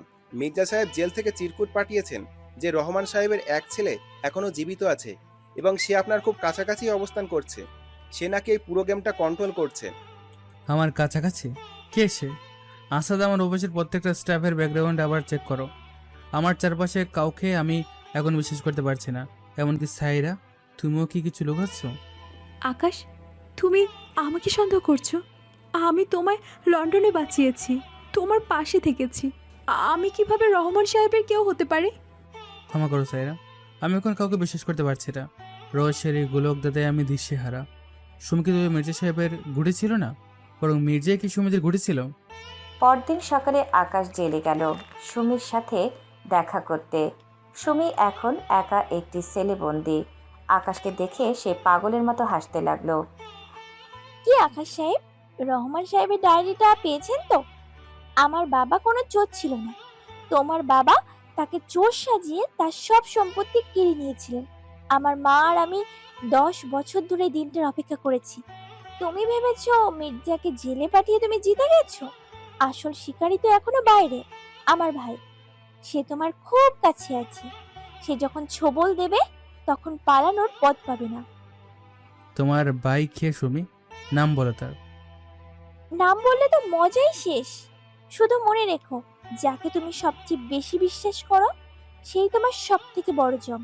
আকাশ, তুমি আমাদের ঘর ভেঙেছিলে। আজ আমি তোমার পুরো বংশ ধ্বংস করে তবেই শান্ত হব। আকাশ জেল থেকে বের হয়ে এলো। তার মাথা ঝিমঝিম করছে। কে সেই রহস্যময় ভাই? সাইরা, আসাদ নাকি অন্য কেউ? আকাশের বাবাকে সত্যি রহমান সাহেবের সাথে বিশ্বাসঘাতকতা করেছিলেন, নাকি এর পেছনেও অন্য কোনো গল্প আছে? রহস্যের মোড় এখন চরম শিখরে। আকাশ বুঝতে পারল সে কেবল একটা যুদ্ধের সমাপ্তি ঘটিয়েছে, কিন্তু আসল মহাযুদ্ধ কেবল শুরু হতে যাচ্ছে। জেলের লোহার দরজাটা যখন সজোরে বন্ধ হলো, সুমির সেই পৈশাচিক হাসির শব্দটা আকাশের কানে তখনও প্রতিধ্বনিত হচ্ছিল। আকাশের কপালে বিন্দু বিন্দু ঘাম। সে দ্রুত গাড়িতে গিয়ে বসল। ড্রাইভিং সিটে বসে সে স্টিয়ারিং হুইলে জোরে একটা ঘুষি মারল। চারপাশের পরিচিত জগৎটা হঠাৎ করে তার কাছে অচেনা মনে হতে লাগলো। কে হতে পারে সেই রহস্যময় ভাই? আসাদ, 10 বছর আগে রহমান সাহেব যখন নিখোঁজ হন, তখন কি ওনার কোনো ছেলের কথা রেকর্ড ছিল? আমাকে এখনই তার ফ্যামিলি ট্রি বের করে দাও। স্যার, আমি পুরনো ফাইলগুলো চেক করেছি। রহমান সাহেবের এক ছেলে ছিল, যার নাম ছিল আরণ্য। কিন্তু আশ্চর্যের বিষয় হলো 10 বছর আগে সেই ছেলেটিও একটি পথ দুর্ঘটনায় মারা গেছে বলে পুলিশ রিপোর্টে লেখা আছে। এমনকি তার ডেথ সার্টিফিকেটেও আছে। মিতু? যদি সে মারাই গিয়ে থাকে তবে সুমি কার কথা বলছে? আয়নার নামে যে লোকটা আমাকে ভিডিও কল করেছিল সেই বাকে? আসাদ, মৃত মানুষ কখনো ফিরে আসে না। তার মানে হয় সে রিপোর্ট ভুয়া ছিল, নয়তো অন্য কেউ অরণ্য সেজে এই খেলা খেলেছে। আকাশ বাড়িতে ফিরে দেখলো ড্রয়িং রুম অন্ধকার, শুধু এক কোণায় সাইরা বসে আছে। সাইরার হাতে একটি পুরনো ছবি, যা সে রহমান সাহেবের সেই ডায়েরি থেকে পেয়েছে। আকাশ কাছে যেতেই সাইরা ছবিটা লুকিয়ে ফেলার চেষ্টা করলো। সায়রা, তুমি কি লুকাচ্ছ? আমাকে দেখাও। এখন কোনো লুকোচুরি চলবে না। আকাশ, এই ছবিটা দেখো, এটা রহমান সাহেবের পরিবারের ছবি। রহমান সাহেবের পাশে তার স্ত্রী আর 2 সন্তান। এই ছেলেটাকে ভালো করে লক্ষ্য করো আকাশ। আকাশ ছবিটার দিকে তাকালো। ছবিতে থাকা কিশোর আরণ্যর গলার নিচে একটা জন্মদাগ আছে, যা ছিল ইংরেজি ভি অক্ষরের মতো। আকাশের মস্তিষ্ক মুহূর্তের জন্য কাজ করা বন্ধ করে দিল। এই একই দাগ সে কিছুদিন আগে একজনের গলায় দেখেছিল। না, এটা অসম্ভব। এই দাগটা তো, সায়রা, তুমি কি বুঝতে পারছো এই দাগটা আর কার আছে? আমি জানি না আকাশ, কিন্তু ডায়েরির এক জায়গায় লেখা আছে রহমান সাহেব তার ছেলেকে শিখিয়েছিলেন শত্রুকে মারতে হলে সব থেকে প্রিয় পাত্র হয়ে পাশে থাকতে হয়। আকাশ, তোমার সব থেকে বিশ্বস্ত কে? ঠিক সেই মুহূর্তে বাড়ির সব আলো একসাথে নিভে গেল। জেনারেটরও স্টার্ট হচ্ছে না। অন্ধকারের মধ্যে উপরতলা থেকে একটা ভারী কিছু পড়ে যাওয়ার শব্দ হলো। আকাশ আর সাইরা দৌড়ে ওপরে গেল। আকাশের বাবার ঘরের দরজা খোলা, ভেতরে কেউ নেই, শুধু জানালার পর্দাগুলো বাতাসে উঠছে। খাটের ওপর একটা সাদা খাম রাখা, যার ভেতরে থেকে একটা ছোট ডিজিটাল ভয়েস রেকর্ডার বেরিয়ে আছে। বাবা? বাবা কোথায়? বাবা? আকাশ ভয়েস রেকর্ডারের বাটনটা চাপল। সাথে সাথে পুরো ঘরে আরিয়ানের যান্ত্রিক কণ্ঠস্বর বেজে উঠল। আকাশ সাহেব, আপনার বাবাকে খুঁজতে যাবেন না। উনি এখন ওনার পুরনো বন্ধুর কাছে পাওনা শোধ করছেন। আপনি জানতে চেয়েছিলেন নামিকে, আপনার খুব কাছের একজন, তাই তো? আচ্ছা, আপনার কি মনে পড়ে সে বিদেশের খনির কথা? যখন আপনি নখ ও প্রাণুর যন্ত্রণায় কাতরাচ্ছিলেন, তখন এক কয়েদি আপনাকে বিজনেস শিখিয়েছিল, যাকে আপনি গুরু মানতেন। ওনার নাম তো ছিল মিস্টার জন। উনি উনি কি রহমান সাহেব ছিলেন? বুদ্ধি তো ভালোই আপনার। আপনার বাবা আমার বাবাকে চোর সাজিয়ে জেলে পাঠিয়েছিলেন, আর আমার বাবা আপনাকে জেলখানায় তৈরি করেছেন আপনার বাবার বিরুদ্ধে অস্ত্র হিসেবে ব্যবহার করার জন্য। কিন্তু বাবার সেই পরিকল্পনা আমি একটু বদলে দিয়েছি। আমি চাই না আপনি শুধু ধ্বংস হন, আমি চাই আপনি নিজের হাতে আপনার বাবাকে অপরাধী হিসেবে কাঠগড়ায় দাঁড় করান। অডিওটা শেষ হতেই আকাশের ফোন বেজে উঠল। একটা মেসেজ এসেছে। তোমার বাড়ির পেছনের বাগানের পুরনো কুয়ার কাছে এসো, সেখানে তোমার জীবনের সব থেকে বড় সত্য অপেক্ষা করছে। সায়রা, তুমি এখানে থাকো, পুলিশকে কল করো, আমি আসছি। আকাশ, যেও না, এটা ফাঁদ হতে পারে। আকাশ কারো কথা শুনল না। সে টর্চ নিয়ে বাগানের দিকে ছুটল। পুরনো কুয়োর কাছে পৌঁছাতে সে দেখল সেখানেই কেউ একজন দাঁড়িয়ে আছে। তার পরনে দামি স্যুট, কাঁধের চওড়া ভঙ্গিটা খুব পরিচিত। লোকটা ধীরে ধীরে খুলল। টর্চের আলোয় তার মুখটা পরিষ্কার হতেই আকাশের হাত থেকে টর্চটা পড়ে গেল। তুমি? তার মানে তুমি আরিয়ান? তুমি রহমান সাহেবের ছেলে অরণ্য? কিন্তু তুমি তো আমার ছায়ার মতো সাথে ছেলে। কেমন আছো আকাশ? ছোটবেলা থেকে আমরা একসাথে খেলতাম, মনে নেই? তোমার বাবা যখন আমার বাবাকে জ্যান্ত পুড়িয়ে মারার চেষ্টা করেছিলেন, তখন আমি সব দেখেছিলাম।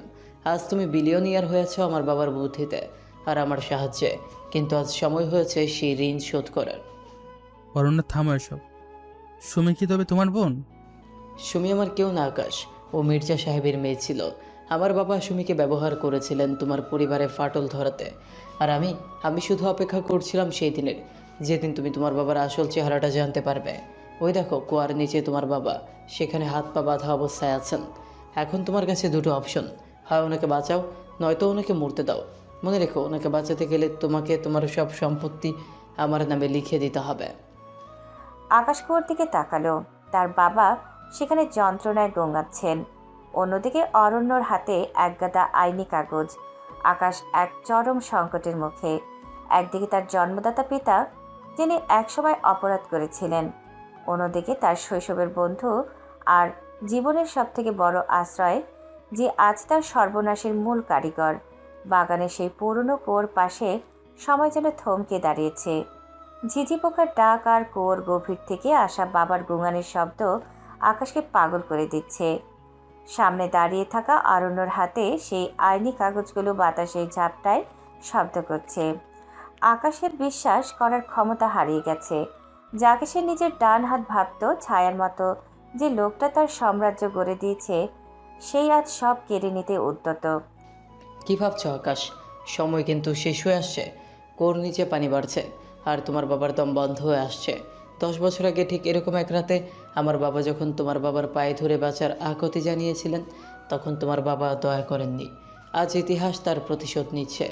সই করো এই কাগজে আর তোমার বাবাকে নিয়ে এখান থেকে বিদায় হও। অরণ্য, তুমি তো আমার বন্ধু ছিলে। বিদেশে শিক্ষণীতে যখন আমি মৃত্যুর মুখোমুখি ছিলাম, তখন তুমি তো আমাকে সাহস দিয়েছিলে। সেই সব কি নাটক ছিল? হ্যাঁ, সব নাটক ছিল। তোমাকে বাঁচিয়ে রাখা হয়েছিল কারণ তুমি ছিলে আমার বাবার তুরপের তাস। বাবা চেয়েছিলেন তুমি বড় হয়ে ফিরে এসে তোমার বাবার তিল তিল করে করা সম্মান ধুলোয় মিশিয়ে দাও। আমি শুধু সেই চিত্রনাট্য পরিচালনা করেছি। এখন সই করো, নইলে আজই বাগানে হবে তোমার বাবার সমাধি। আকাশ কাঁপা কাঁপা হাতে কলমটা ধরল। তার চোখের সামনে বাবার মুখটা ভেসে উঠল। বাবা অপরাধী হতে পারেন, কিন্তু আজ এই মুহূর্তে তিনি কেবল এক অসহায় বৃদ্ধ। আকাশ যখন সই করতে যাবে, ঠিক তখনই পেছন থেকে একজোড়া জোরালো গাড়ির হেডলাইটের আলো তাদের চোখে পড়ল। সাইরা দ্রুত গাড়ি থেকে নেমে এলো, তার সাথে কয়েকজন সশস্ত্র পুলিশ অফিসার। থামো আকাশ, সই করো না। আরণ্য, তোমার খেলা শেষ। পুলিশ পুরো বাগান ঘিরে ফেলেছে। সাইরা, তুমিও তো এই খেলার অংশ হতে পারতে, কিন্তু তুমি আকাশের মায়ায় পড়ে নিজের সর্বনাশ করলে। পুলিশ দিয়ে আমাকে ধরা এত সহজ নয়। আকাশ সই না করলে আমি রিমোটের বাটন টিপবো আর কোর নিচের স্লাইডটা খুলে যাবে। তোমার বাবা চিরতরে হারিয়ে যাবেন। আরণ্য, তুমি যেটাকে সত্যি ভাবছো সেটা সম্পূর্ণ সত্যি নয়। আকাশ, তোমার বাবার ডায়েরির বাকি পাতাগুলো আমি খুঁজে পেয়েছি, যা আরণ্যর বাবা রহমান সাহেব ছিঁড়ে ফেলেছিলেন। রহমান সাহেব নির্দোষ ছিলেন না। উনি প্রথম তোমার বাবাকে খুনের চেষ্টা করেছিলেন এবং কোম্পানির সব টাকা নিয়ে পালিয়ে যেতে চেয়েছিলেন। তোমার বাবা শুধু নিজেকে বাঁচিয়েছিলেন। এ কি বলছো সাইরা? হ্যাঁ আকাশ, রহমান সাহেব একজন ধুরন্ধর অপরাধী ছিলেন। উনি জেলে গিয়েছিলেন নিজের পাপের কারণে, তোমার বাবার ষড়যন্ত্রে নয়। আরণ্যকে উনি ছোটবেলা থেকে মিথ্যা কথা শিখিয়ে বড় করেছে, যাতে ও প্রতিশোধের নেশায় অন্ধ হয়ে থাকে। আরণ্য, তোমার বাবা তোমাকে একটা অস্ত্র হিসেবে ব্যবহার করেছে মাত্র। মিথ্যে, সব মিথ্যে সাইরা। তুমি আকাশকে বাঁচানোর জন্য গল্প বানাচ্ছ। ঠিক সেই মুহূর্তে কুয়োর ভেতর থেকে আকাশের বাবার ক্ষীণ কণ্ঠস্বর শোনা গেল। পুলিশ সদস্যরা দড়ি নামিয়ে তাকে ওপরে টেনে তোলার চেষ্টা করছিল। আকাশ দ্রুত কুয়োর কিনারায় গিয়ে বাবাকে জড়িয়ে ধরল। বাবার শরীর বরফের মতো ঠান্ডা হয়ে গেছে। আকাশ, সাইরা ঠিকই বলেছে। রহমান আমাকে মারতে চেয়েছিল। আমি শুধু নিজেকে রক্ষা করেছি, কিন্তু আমি তোকে সত্যিটি বলিনি, কারণ আমি চেয়েছিলাম তুই সুখে থাকিস। আরণ্য, বাবা, তোর বাবা তোকে ভুল পথে চালিয়েছেন। আমার উপর রাগ থাকলে আমাকে মার, কিন্তু আকাশকে নয়। না, এটা হতে পারে না। আমার সারা জীবনের জিত কি তবে একটা মিথ্যার ওপর দাঁড়িয়েছিল? আমি আকাশকে ধ্বংস করার জন্য এত বছর পাশে থেকেছি, আর আজ জানছি আমার বাবাই ছিল আসল অপরাধী। আরণ্য পাগলের মতো হাসতে শুরু করলো। তার চোখের কোণে জল। পুলিশের দল তাকে চারপাশ থেকে ঘিরে ফেলল। আরণ্য কোনো বাধা দিল না। সে যেন মুহূর্তের মধ্যে এক জীবন্ত লাশে পরিণত হলো। পুলিশ তাকে নিয়ে যাওয়ার সময় সে একবার আকাশের দিকে তাকালো। সেই চোখে ঘৃণা ছিল না, ছিল একরাশ শূন্যতা। সাইরা, তুমি যদি আজ ঠিক সময় না আসতে, তবে আমি আজ সব হারিয়ে ফেলতাম। কিন্তু রহস্যের শেষ কোথায়? আমার মা বাবা, আরমান ভাইয়া সবাই এখন শান্তিতে থাকতে পারবে? শান্তি আমাদের নিজেদের ভেতরে খুঁজতে হয় আকাশ। ষড়যন্ত্রের জাল ছিঁড়ে গেছে। এখন সময় ক্ষতগুলো সারিয়ে তোলার। মির্জা সাহেব, সুমি আর আরণ্য সবাই এখন তাদের কর্মফল ভোগ করছে। আকাশ তার বাবাকে নিয়ে বাড়ির ভিতরে ঢুকলো। হলরুমে তার মা আর সুস্থ হয়ে আসা আরমান ভাইয়া অপেক্ষা করছিলেন। পুরো পরিবার আজ এক হয়েছে, তবে এই মিলন আনন্দের চেয়ে বিষাদে বেশি ভারী। আকাশ জানালার পাশে গিয়ে দাঁড়ালো। ভোরের প্রথম আলো ফুটেছে।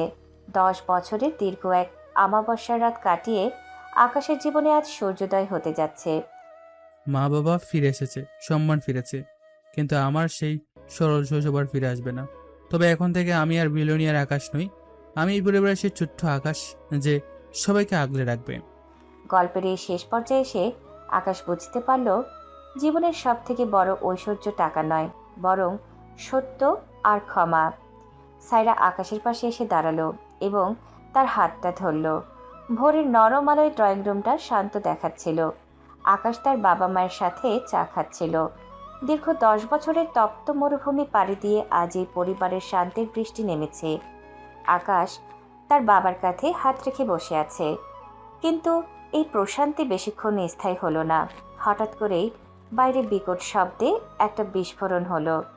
আকাশের বাড়ির বিশাল কাচের দেয়ালটা মুহূর্তে চুরমার হয়ে গেল। বাবা, মা, নিচে হন।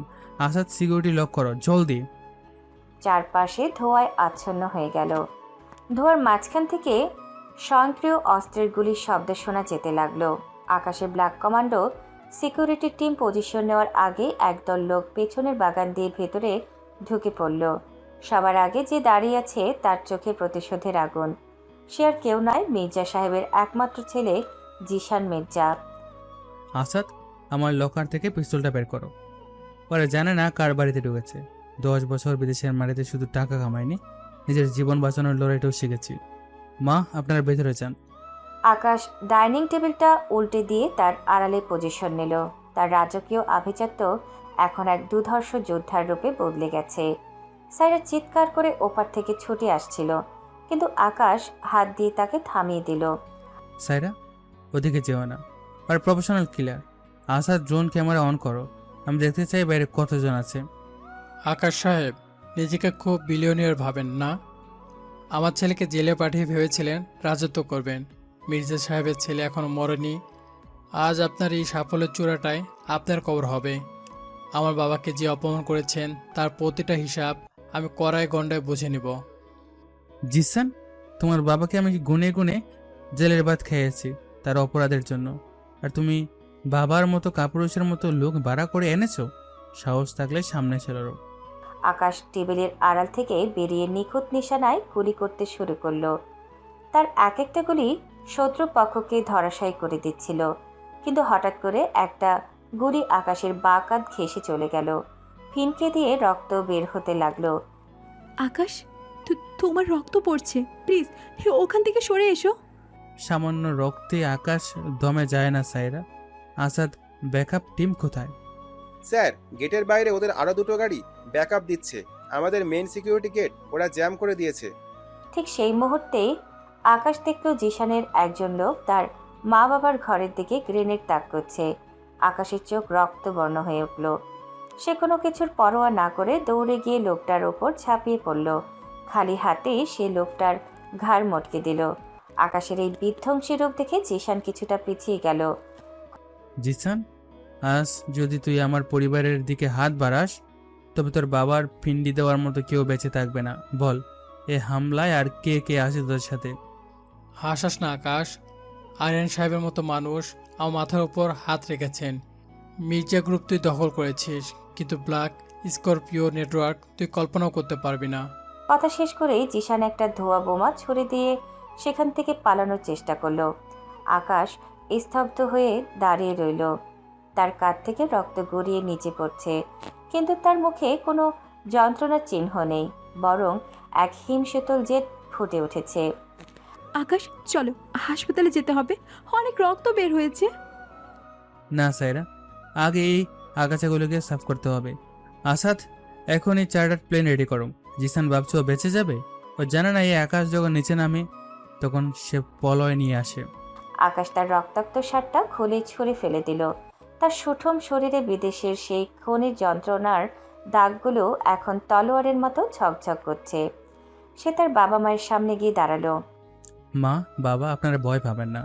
যে হাত দিয়ে আপনাদের সেবা করেছি সেই হাত দিয়ে আপনাদের শত্রুর বিনাশ করব। আসাদ, জিসান, মির্জা আর আরিয়ানকে যেখানেই পাওয়া যায় মৃত অথবা জীবিত আমার সামনে চাই। আর হ্যাঁ, আজ থেকে এই শহরের প্রতিটা মোড়ে আকাশের নিজস্ব কমান্ডো থাকবে।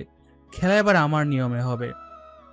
আকাশের এই চরম হুঙ্কার আর দুধর্ষ অ্যাটিটিউড দেখে সবাই স্তম্ভিত। একদিকে কাঁধের ক্ষত থেকে রক্ত ঝরছে, অন্যদিকে চোখে বিশ্বজয়ের নেশা। রহস্যের মোড় এখন এক নতুন শত্রু ব্ল্যাক স্করপিও আর জিশান মির্জার দিকে। ধোঁয়ায় আচ্ছন্ন ড্রয়িং রুমে বাতাসের শোষ শব্দ আর জিশান মির্জার ফেলে যাওয়া বারুদের গন্ধ। আকাশের কাঁধের ক্ষত থেকে টক টক করে রক্ত পড়ছে, কিন্তু তার দাঁড়ানোর ভঙ্গিতে এক তিলও বিচ্যুতি ঘটেনি। সে যেন এক আহত সিংহ, যার গর্জন এখন কেবল সময়ের অপেক্ষা। আসাদ আর বাকি কমান্ডোরা ততক্ষণে জিশানের ফেলে যাওয়া লোকগুলোকে নিয়ন্ত্রণে নিয়ে এসেছে। আকাশ তার রক্তাক্ত কাঁধের দিকে তাকিয়ে এক নিষ্ঠুর হাসি হাসল। আসাদ, ডক্টরকে ফোন করার দরকার নেই। এই সামান্য রক্তটুকু আমাকে মনে করে দিচ্ছে যে জিসান মির্জা আমার আঙ্গিনায় ঢুকে আমার পরিবারকে ছোঁয়ার সাহস করেছে। ওকে আমি শিক্ষা দেব যেন পরবর্তীতে 7 পুরুষ পর্যন্ত আকাশ নামটা শুনলে ওদের আত্মা কেঁপে ওঠে। আকাশ, তুমি পাগল হয়ে গেছো। রক্তক্ষরণ বাড়ছে। তুমি আগে ব্যান্ডেজ করো। মা বাবা তোমার এই অবস্থা দেখলে হার্ট অ্যাটাক করবেন। সাইরা, আমার ডিকশনারিতে ব্যথা বা বিশ্রাম বলে কোনো শব্দ নেই। আসাদ, জিসানের লোকেশন ট্র্যাক হয়েছে? ও কি ভেবেছে দোয়া বোমা ছুড়ে এই এলাকা থেকে বের হতে পারবে? এই শহরের প্রতিটা ইঞ্চি আমার স্যাটেলাইট নজরদারিতে আছে। স্যার, জিসান মির্জা 3 নম্বর হাইওয়ে দিয়ে কুষ্টিয়ার দিকে পালাচ্ছে। ওর সাথে আরো 4টে গাড়ি আছে। ওরা ভাবছে আপনি আহত বলে এখন পিছু নেবেন না। ওরা ভুল ভেবেছে। ওরা আকাশকে চেনে, কিন্তু আকাশের ভেতরে সে দানবটাকে চেনে না, যে বিদেশের জেলখানার নখ উপড়ানো যন্ত্রণা সহ্য করেও হাসতে জানত। আসাদ, আমার ব্ল্যাক বিস্ট এসইউভিটা বের করো আর মা বাবাকে নিরাপদ বাংকারে নিয়ে যাও, যতক্ষণ না আমি ফিরছি। এই বাড়ির একটা পিঁপড়ো যেন বাইরে না যায়। আকাশ তার রক্তাক্ত শার্টটা টেনে ছিঁড়ে ফেলল এবং একটা কালো বুলেট প্রুফ জ্যাকেট গায়ে জড়িয়ে নিল। তার হাতে উঠে এলো অত্যাধুনিক অটোমেটিক রাইফেল। সে যখন ধীর পায়ে সিঁড়ি দিয়ে নামছিল, তার প্রতিটা পদক্ষেপের শব্দে রাজকীয় আভিজাত্য আর যুদ্ধের দামামা বাজছিল। সবাইকে এক নজরে দেখে সে চোখের ইশারায় আশ্বস্ত করল। পরক্ষণেই সে গাড়ি স্টার্ট দিল। ইঞ্জিনের গর্জন যেন আকাশের ভেতরে প্রতিশোধের আগুনের প্রতিফলন। হাইওয়েতে রুদ্ধশ্বাস লড়াই। হাইওয়ের নির্জন রাস্তায় জিশান মির্জার গাড়িগুলো দ্রুত গতিতে ছুটছিল। জিশান ভাবছিল সে জয়ী হয়ে গেছে, কিন্তু হঠাৎ করেই পেছনের লুকিং গ্লাসে সে দেখতে পেল একজোড়া আগুনের মতো হেডলাইট আকাশের গাড়ি বাতাসের বেগে ধেয়ে আসছে। আকাশ এক হাতে স্টিয়ারিং ধরে অন্য হাতে জানালা দিয়ে রাইফেল তাক করল। জিসান, নরকের দরজা তোর জন্য খোলা আছে, পালাবি কোথায়? আকাশের নিখুঁত নিশানায় জিশানের পেছনের দুটো গাড়ির টায়ার মুহূর্তে পাংচার হয়ে গেল। গাড়িগুলো উল্টে গিয়ে আগুনের গোলাকায় পরিণত হলো। জিশান ভয়ে নীল হয়ে গেল। সে চিৎকার করে তার লোকজনকে গুলি চালাতে বলল। বৃষ্টির মতো গুলি আকাশের গাড়িতে লাগলেও বুলেট প্রুফ হওয়ার কারণে আকাশ অক্ষত রইল। আকাশ এক ঝটকায় গাড়িটা জিশানের গাড়ির সমান্তরালে নিয়ে এলো। জিশান দেখল আকাশের মুখে সেই হিমশীতল হাসি, যা কোনো সাধারণ মানুষের হতে পারে না। তুই মানুষ না আকাশ, তুই শয়তান। ঠিক ধরেছিস, আমি তোদের মতো বেঈমানদের জন্য শয়তান আর আমার পরিবারের জন্য ঢাল। আকাশ তার গাড়ি দিয়ে জিশানের গাড়িকে এক প্রচণ্ড ধাক্কা মারল। জিশানের গাড়িটা রাস্তা থেকে ছিটকে গিয়ে একটা গাছের সাথে সজোরে ধাক্কা খেল। আকাশ গাড়ি নামিয়ে ধীর পায়ে নিচে নামলো। তার হাতে রাইফেল নেই। সে চায় জিশানকে নিজের হাতে শেষ করতে। জিশান টলতে টলতে গাড়ি থেকে বের হলো। তার হাতে একটা পিস্তল। আর এক পায়ে গলে তোকে শেষ করে দিব আকাশ। গুলি কর জিসান, তোর গুলির থেকে অনেক বেশি যন্ত্রণা আমি 10 বছর আগে সহ্য করেছি। তোর সাহস তো শুধু বাবার টাকায় কেনা গুন্ডাদের ওপর। আয় আজ মুখোমুখি লড়াই করি। জিশান ভয়ে কাঁপতে কাঁপতে গুলি চালালো, কিন্তু আকাশ এক অবিশ্বাস্য ক্ষিপ্রতায় মাথা সরিয়ে নিল এবং জিশানের কবজি ধরে এক মোচড় দিল। জিশানের হাত থেকে পিস্তলটা পড়ে গেল। আকাশ জিশানের কলার ধরে তাকে শূন্যে তোলে আছাড় মারল। তারপর একটার পর একটা খুশিতে জিশানের মুখ রক্তাক্ত করে দিল। এটা আমার মা বাবার ভয়ের জন্য, এটা সাইরের চোখের জলের জন্য, আর এটা 10 বছর ধরে তোর বাবার দেওয়া অপবাদের জন্য। জিশান মাটিতে পড়ে গোঙাচ্ছে। আকাশ তাকে টেনে হিচড়ে গাড়ির কাছে নিয়ে এলো। আসাদ ততক্ষণে ব্যাকআপ ফোর্স নিয়ে পৌঁছে গেছে। আসাদ, একে এখনই আমার টর্চার সেলে নিয়ে যাও। জিসান মির্জার সহজে মরবে না। আমি চাই ও ওর বাবার পাশের ছেলে থাকুক, আর আরিয়ান নামের যে ছায়াটা পেছনে আছে ওকে টেনে বের করার দায়িত্ব আমার। সূর্যোদয়ের পর আকাশ যখন বাড়িতে ফিরল, তখন তার পুরো শরীর রক্তে ভেজা, তবে সেই রক্ত তার নিজের নয়। গেটের কাছে দাঁড়িয়ে ছিল তার মা, বাবা আর সাইরা। আকাশকে অক্ষত থেকে আকাশের মা দৌড়ে এসে তাকে জড়িয়ে ধরলেন। বাবা, তুই ঠিক আছিস তো? আমি কত দোয়া করেছি তোর জন্য। মা, যে ছেলের পাশে আপনাদের দোয়া আছে তাকে এই পৃথিবীর কোনো বুলেট স্পর্শ করতে পারবে না। আমি কথা দিয়েছিলাম আপনাদের বাঁচাবো, আর আকাশ কথা দিলে তা পাথরের দাগের মতো সত্য হয়। আকাশ তার বাবার সামনে গিয়ে দাঁড়ালো। বাবা আকাশের চোখের দিকে তাকাতে পারছিলেন না। আকাশ বাবার হাত দুটো নিজের হাতে নিল। বাবা, আপনি আমাকে একদিন বাড়ি থেকে বের করে দিয়েছিলেন। আজ আমি আপনাকে প্রতিশ্রুতি দিচ্ছি, যে আকাশকে আপনারা ছোট ভেবেছিলেন, সে আকাশ আজ এদেশের শাসনকর্তা। আপনাদের আর কোনো দিন কারোর সামনে মাথা নিচু করতে হবে না। সাইরা এক দৃষ্টিতে আকাশের দিকে তাকিয়ে রইল। সে দেখল এই মানুষটা একদিকে যেমন দয়ালু, অন্যদিকে তেমনি ভয়ঙ্কর। আকাশের অ্যাটিটিউড আর রাজকীয় দাপট আজ পুরো শহরের মুখে মুখে। আকাশ সাইরার কাছে গিয়ে কানে কানে বলল, কালকের এঙ্গেজমেন্ট পার্টিটা কিন্তু বাতিল হচ্ছে না সাইরা, বরং জিসান মির্জার পতন আমাদের এঙ্গেজমেন্টের সব থেকে বড় গিফট। আসাদ, আজকের ডিনারটা যেন রাজকীয় হয়। আর হ্যাঁ, আমার বাড়ির চারপাশে 1000 কমান্ডো মোতায়েন করো। আমি চাই না মশা মাছিও আমার অনুমতি ছাড়া ভিতরে প্রবেশ করুক। আকাশ বীর দর্পে বাড়ির ভেতরে ঢুকল। তার পেছনে সেই রক্তাক্ত অতীত আজ এক গৌরবময় বিজয়ে রূপ নিয়েছে। রহস্যের মোড় এখন আরিয়ানার ব্ল্যাক স্করপিও দিকে। আকাশ জানে সামনে আরও বড় ঝড় আসছে, কিন্তু সে যে এখন অজেয়। এঙ্গেজমেন্টের রাত। আকাশের আলিশান ম্যানশন আজ হাজার হাজার নীল আলোয় সেজেছে। বাইরে কড়া নিরাপত্তা, প্রতি 10 হাত অন্তর অত্যাধুনিক অস্ত্রধারী ব্ল্যাক কমান্ডো। শহরের প্রভাবশালী সব মানুষ আজ এখানে উপস্থিত। আকাশ পরেছে নেভি ব্লু রঙের একটি রাজকীয় স্যুট। তার প্রতিটি পদক্ষেপে আভিজাত্য আর ক্ষমতার দাপট ঝরে পড়ছে। সাইরা যখন ল্যাভেন্ডার রঙের গাউন পরে নিচে নেমে এলো, তখন পুরো হল রুম নিস্তব্ধ হয়ে গেল। কিন্তু এই জাঁকজমকের আড়ালে লুকিয়ে ছিল এক বিভীষিকা। সাইরা, তোমাকে আজ পৃথিবীর শ্রেষ্ঠ হীরা দিলেও কম মনে হবে, কিন্তু আজকের রাতটা শুধু ভালোবাসার নয়, আজ সব হিসেব চুকিয়ে দেওয়ার রাত। আকাশ, আমার কেন জানি খুব ভয় লাগছে। চারপাশটা বড্ড বেশি শান্ত। এই শান্ত ভাবটা ঝড়ের আগের সংকেত নয় তো? ভয় পেও না, এই আকাশের সাম্রাজ্যে জ্বর আসার আগে আমার অনুমতি নিতে হয়। আকাশের অ্যাসিস্ট্যান্ট, সব ঠিক আছে তো? স্যার, গেট লিস্ট চেক করা হয়েছে, তবে একটা প্রবলেম আছে। ক্যাটারিং সার্ভিসের একটা ভ্যান একটু আগে ঢুকেছে, যার ড্রাইভারের তথ্য আমাদের ডেটাবেসের সাথে মিলছে না। আমি চেক করে পাঠিয়েছি। আকাশের অ্যাসিস্ট্যান্টের কথা শেষ হওয়ার আগেই হঠাৎ পুরো ম্যানশনের পাওয়ার কাট হয়ে গেল। ঘুটঘুটে অন্ধকারে ডুবে গেল চারপাশ। পরক্ষণে শুরু হলো এক বীভৎস আওয়াজ। ম্যানশনের উপর দিয়ে দুটো ব্ল্যাক কপ্টার চক্কর দিচ্ছে। ড্রয়িং রুমের বিশাল কাচের ছাদ ভেঙে দড়ি বেয়ে নিচে নামতে শুরু করলো একদল কমান্ডো। তবে তারা আকাশের লোক নয়। সাইরা, মা, টেবিলের নিচে যান। আসাদ, নাইট ভিশন অন করো, এটা অ্যাটাক। মুহূর্তের মধ্যে হলরুম রণক্ষেত্রে পরিণত হলো। অন্ধকারের মাঝেই শুরু হলো লেজার লাইটের চলকানি আর সাইলেন্সার লাগানো পিস্তলের ঠাস ঠাস শব্দ। অতিথিরা প্রাণ ভয়ে ছোটাছুটি শুরু করলো। ঠিক তখনই ওপরের ব্যালকনি থেকে এক জোরালো সার্চ লাইট সরাসরি আকাশের উপর পড়ল। লাইটের পেছনে দাঁড়িয়ে আছে এক দীর্ঘকায় মানুষ, যার অর্ধেক মুখ মাস্কে ঢাকা। হ্যালো আকাশ, সারপ্রাইজটা কেমন লাগলো? তোমার হবু স্ত্রীর গলায় যে হীরাটা দেখছো ওটাতে একটা মাইক্রো সেন্সর লাগানো আছে। আমি চাইলে 1 সেকেন্ডে পুরো ম্যানশন উড়িয়ে দিতে পারি। আরিয়ান, কাপুরুষের মতো অন্ধকারে হামলা না করে সামনে আয়। তুই ভেবেছিস সামান্য সেন্সর দিয়ে আকাশকে ভয় দেখাবি? আসাদ, জ্যামার অন করো। যে আমার কাজ করবে না আকাশ, কারণ এই নেটওয়ার্কটা আমার নিজস্ব স্যাটেলাইট দিয়ে চলছে।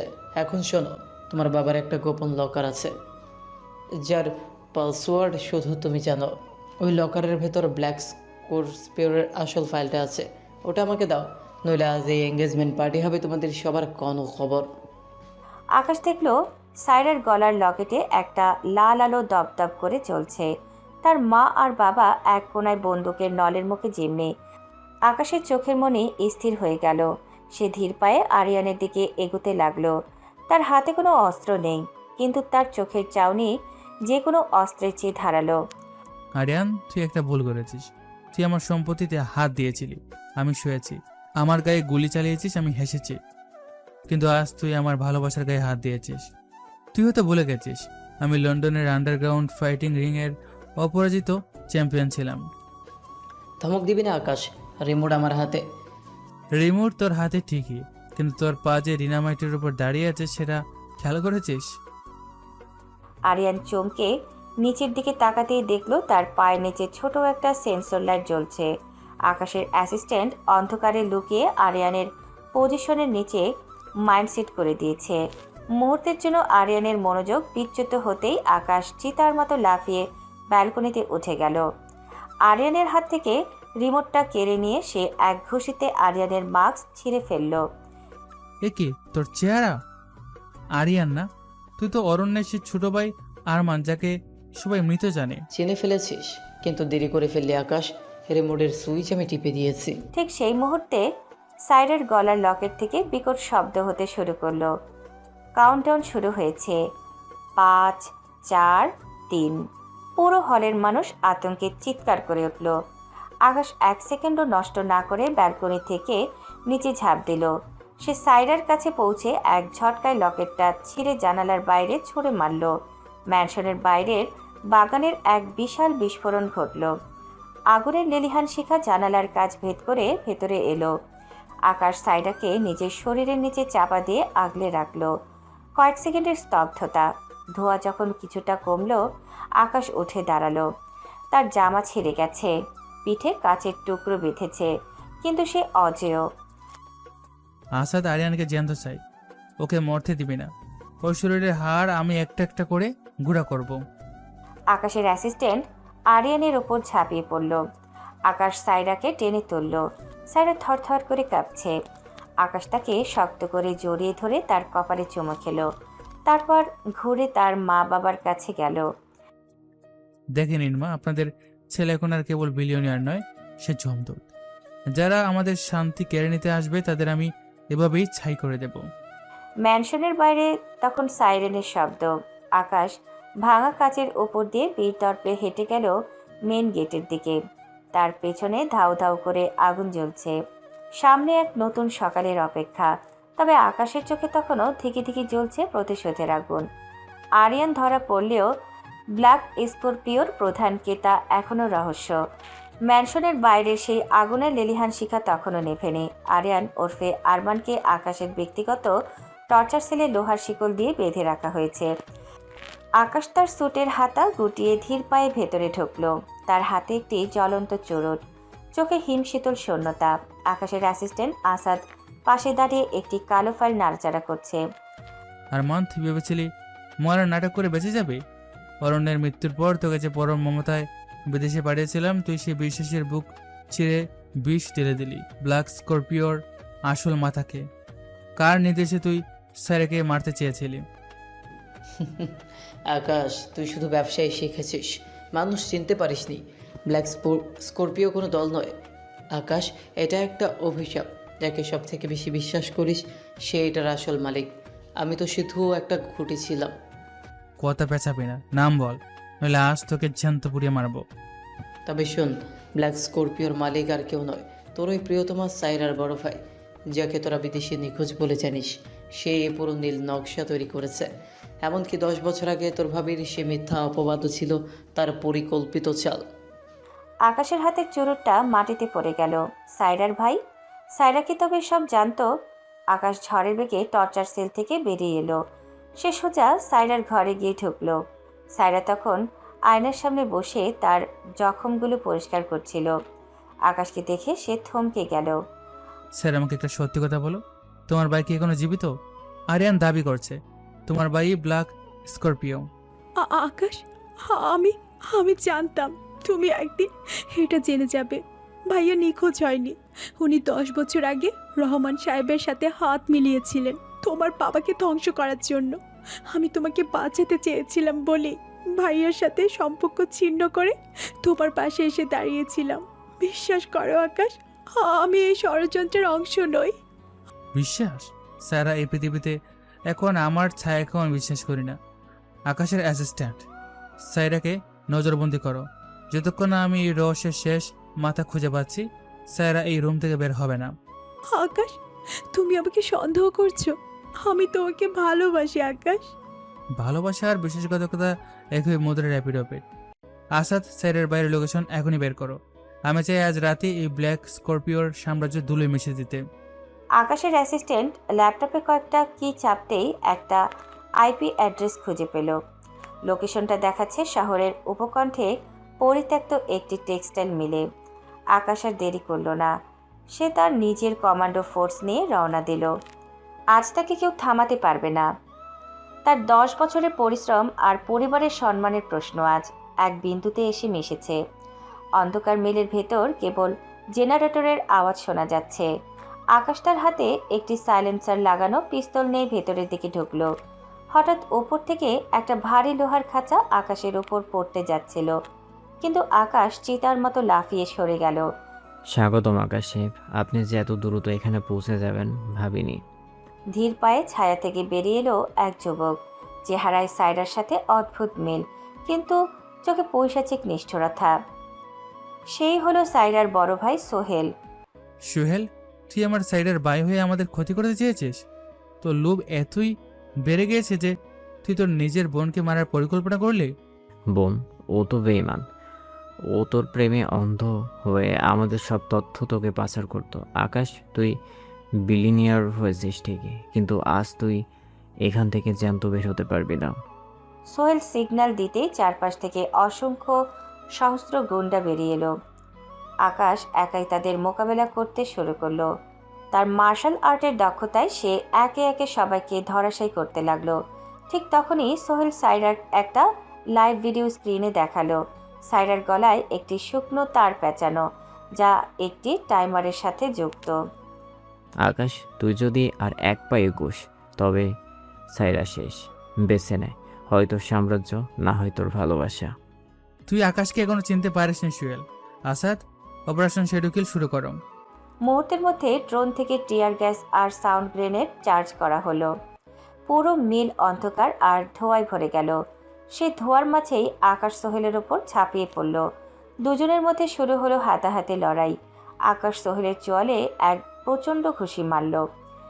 তোর মতো মানুষের বেঁচে থাকার কোনো অধিকার নেই। ঠিক সেই মুহূর্তে আকাশের অ্যাসিস্ট্যান্ট ইয়ারফোনে কনফার্ম করলো। স্যার, সায়রা ম্যাডাম নিরাপদ, আমরা সময় মতো পৌঁছে গেছি। আকাশ স্বস্তির নিঃশ্বাস ফেলল, কিন্তু তার চোখের তেজ কমল না। সে সোহেলকে পুলিশের হাতে তুলে না দিয়ে নিজের পার্সোনাল সেলে নিয়ে যাওয়ার নির্দেশ দিল। আসাদ, সোহেলকে এমন জায়গায় রাখো যেন রোদের আলোও পৌঁছাবে না। আর শোনো, কাল সকালে আমি চাই আমার কোম্পানির সব শেয়ার সাইরের নামে ট্রান্সফার করতে। ও আমাকে বাঁচাতে চেয়ে নিজের পরিবারের সাথে লড়াই করেছে। আজ আকাশ তাকে তার প্রাপ্য সম্মান দেবে। আকাশের এই সাহসী আর রাজকীয় সিদ্ধান্তে সবাই অবাক। রহস্যের জট খুলল ঠিকই, কিন্তু আকাশের মনে এক গভীর ক্ষত রয়ে গেল। সে বুঝতে পারল ক্ষতটা আর টাকা থাকলেও সব হয় না। সঠিক মানুষ চেনাটাই আসল সাফল্য। আকাশ যখন মিল থেকে বের হয়ে এলো তখন ভোরের আলো ফুটতে শুরু করেছে। ষড়যন্ত্রের কালো মেঘ কেটে গিয়ে রাজকীয় এই প্রাসাদে আজ শরতে স্নিগ্ধ সকাল নেমেছে। যে বাড়িতে একদিন কান্নারও উঠেছিল, আজ সেখানে সানার সুর বাজছে।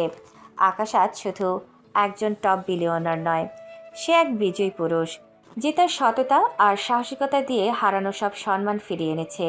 সোহেল আর আরিয়ানের মতো বেইমানরা এখন অন্তঃকুঠুরিতে তাদের পাপের প্রায়শ্চিত্ত করছে, আর আকাশ দাঁড়িয়ে আছে তার সাফল্য শিখরে।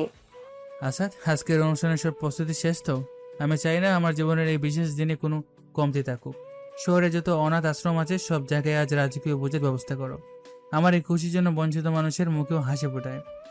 সব ব্যবস্থা হয়ে গেছে স্যার, গেস্টরা আসতে শুরু করেছেন, আর সায়রা ম্যাডামও তৈরি। আকাশ ড্রয়িং রুমে নেমে এলো। তার পরনে আজ ধবধবে সাদা শেরওয়ানি, যার আভিজাত্য চোখ ধাঁধিয়ে যায়। সামনেই বসে আছেন আকাশের মা বাবা। আকাশ এগিয়ে গিয়ে তাদের পা ছুঁয়ে সালাম করলো। তার বাবা আজ চোখের জল ধরে রাখতে পারছেন না, তবে এই জল দুঃখের নয়, গর্বের। আমাকে ক্ষমা করে দিস বাবা, আমি তোকে চিনতে ভুল করেছিলাম। আজ তোর জন্য আমাদের এই বংশের মুখ উজ্জ্বল হয়েছে। তুই আমাদের শুধু বাঁচাসনি, এক রাজকীয় জীবন উপহার দিয়েছিস। পাশের পুরনো কথা বলে যান বাবা। আকাশ কখনো পেছনের দিকে তাকায় না। আপনারা পাশে আছেন, এটাই আমার সব থেকে বড় সম্পদ। আরমান ভাইয়া, আপনিও আজ থেকে আমার সব বিজনেসের পার্টনার। আমরা একসাথে এই সাম্রাজ্যকে আরো বড় করব। ঠিক তখনই সিঁড়ি দিয়ে নেমে এলো সাইরা। লাল টুকটুকে বেনারসি আর সোনার গহনায় তাকে অপার্থিব সুন্দর লাগছে। আকাশ মন্ত্রমুগ্ধের মতো তার দিকে তাকিয়ে রইল। সাইরার চোখের কোণে জমে থাকা জল আজ খুশির ঝিলিক হয়ে ফুটে উঠেছে। আকাশ সাইরার কাছে গিয়ে তার হাতটা নিজের হাতের মুঠোয় নিল। সাইরা, তুমি আমার জন্য যা করেছো তার ঋণ এই জন্মে সুদ হওয়ার নয়। নিজের ভাই অপরাধী যেন তুমি সত্যের পথ বেছে নিয়েছিলে। আজ থেকে এই আকাশ আর তার পুরো সাম্রাজ্য তোমার। আমি সাম্রাজ্য চাইনি আকাশ, আমি শুধু চেয়েছিলাম তোমার সেই পুরনো হাসিটা দেখতে। আজ আমি সার্থক। কাজী সাহেবের উপস্থিতিতে এবং দুই পরিবার সম্মতিতে আকাশ আর সাইরার বিয়ে সম্পন্ন হলো। পুরো হল রুম করতালিতে ফেটে পড়ল। আকাশ সাইরার কপালে এক আলতো চুমু খেয়ে তাকে জড়িয়ে ধরল। আকাশের সেই চিরচেনা রাজকীয় অ্যাটিটিউড তখনও অটুট, তবে তাতে এখন মিশে আছে একরাশ প্রশান্তি। আচ্ছা, আমার ব্যক্তিগত জেট রেডি করো। আজ রাতেই আমি আর সাইরা মালদ্বীপ রওনা দেব। অনেক লড়াই হয়েছে, এবার একটু নিজেদের মতো করে বাঁচার পালা। আকাশের মা বাবা হাসি মুখে নব দম্পতিকে আশীর্বাদ করলেন। ভাবি সেই মিথ্যা অপবাদ আজ মিথ্যে হয়ে গেছে। আকাশ তার বাড়ির ব্যালকনিতে দাঁড়িয়ে দিগন্তের দিকে তাকালো। সূর্যটা আজ অনেক বেশি উজ্জ্বল দেখাচ্ছে। ক্ষমতা আর টাকা মানুষকে অনেক কিছু দেয়, কিন্তু ভালোবাসা আর পরিবার মানুষকে সম্পূর্ণ করে। আকাশ আজ সম্পূর্ণ। আকাশের এই বিজয়গাথা কেবল একটি গল্পের সমাপ্তি নয়, বরং অদম্য ইচ্ছাশক্তির এক অনন্য উদাহরণ। ক্ষমতার শিখরে বসেও আকাশ প্রমাণ করল যে বেঈমানদের পতন নিশ্চিত আর সত্যের জয় অনিবার্য। এক নতুন স্বপ্নের পথে আকাশ আর সাইরা পা বাড়ালো, যেখানে কেবল ভালোবাসা আর সুখের রাজত্ব।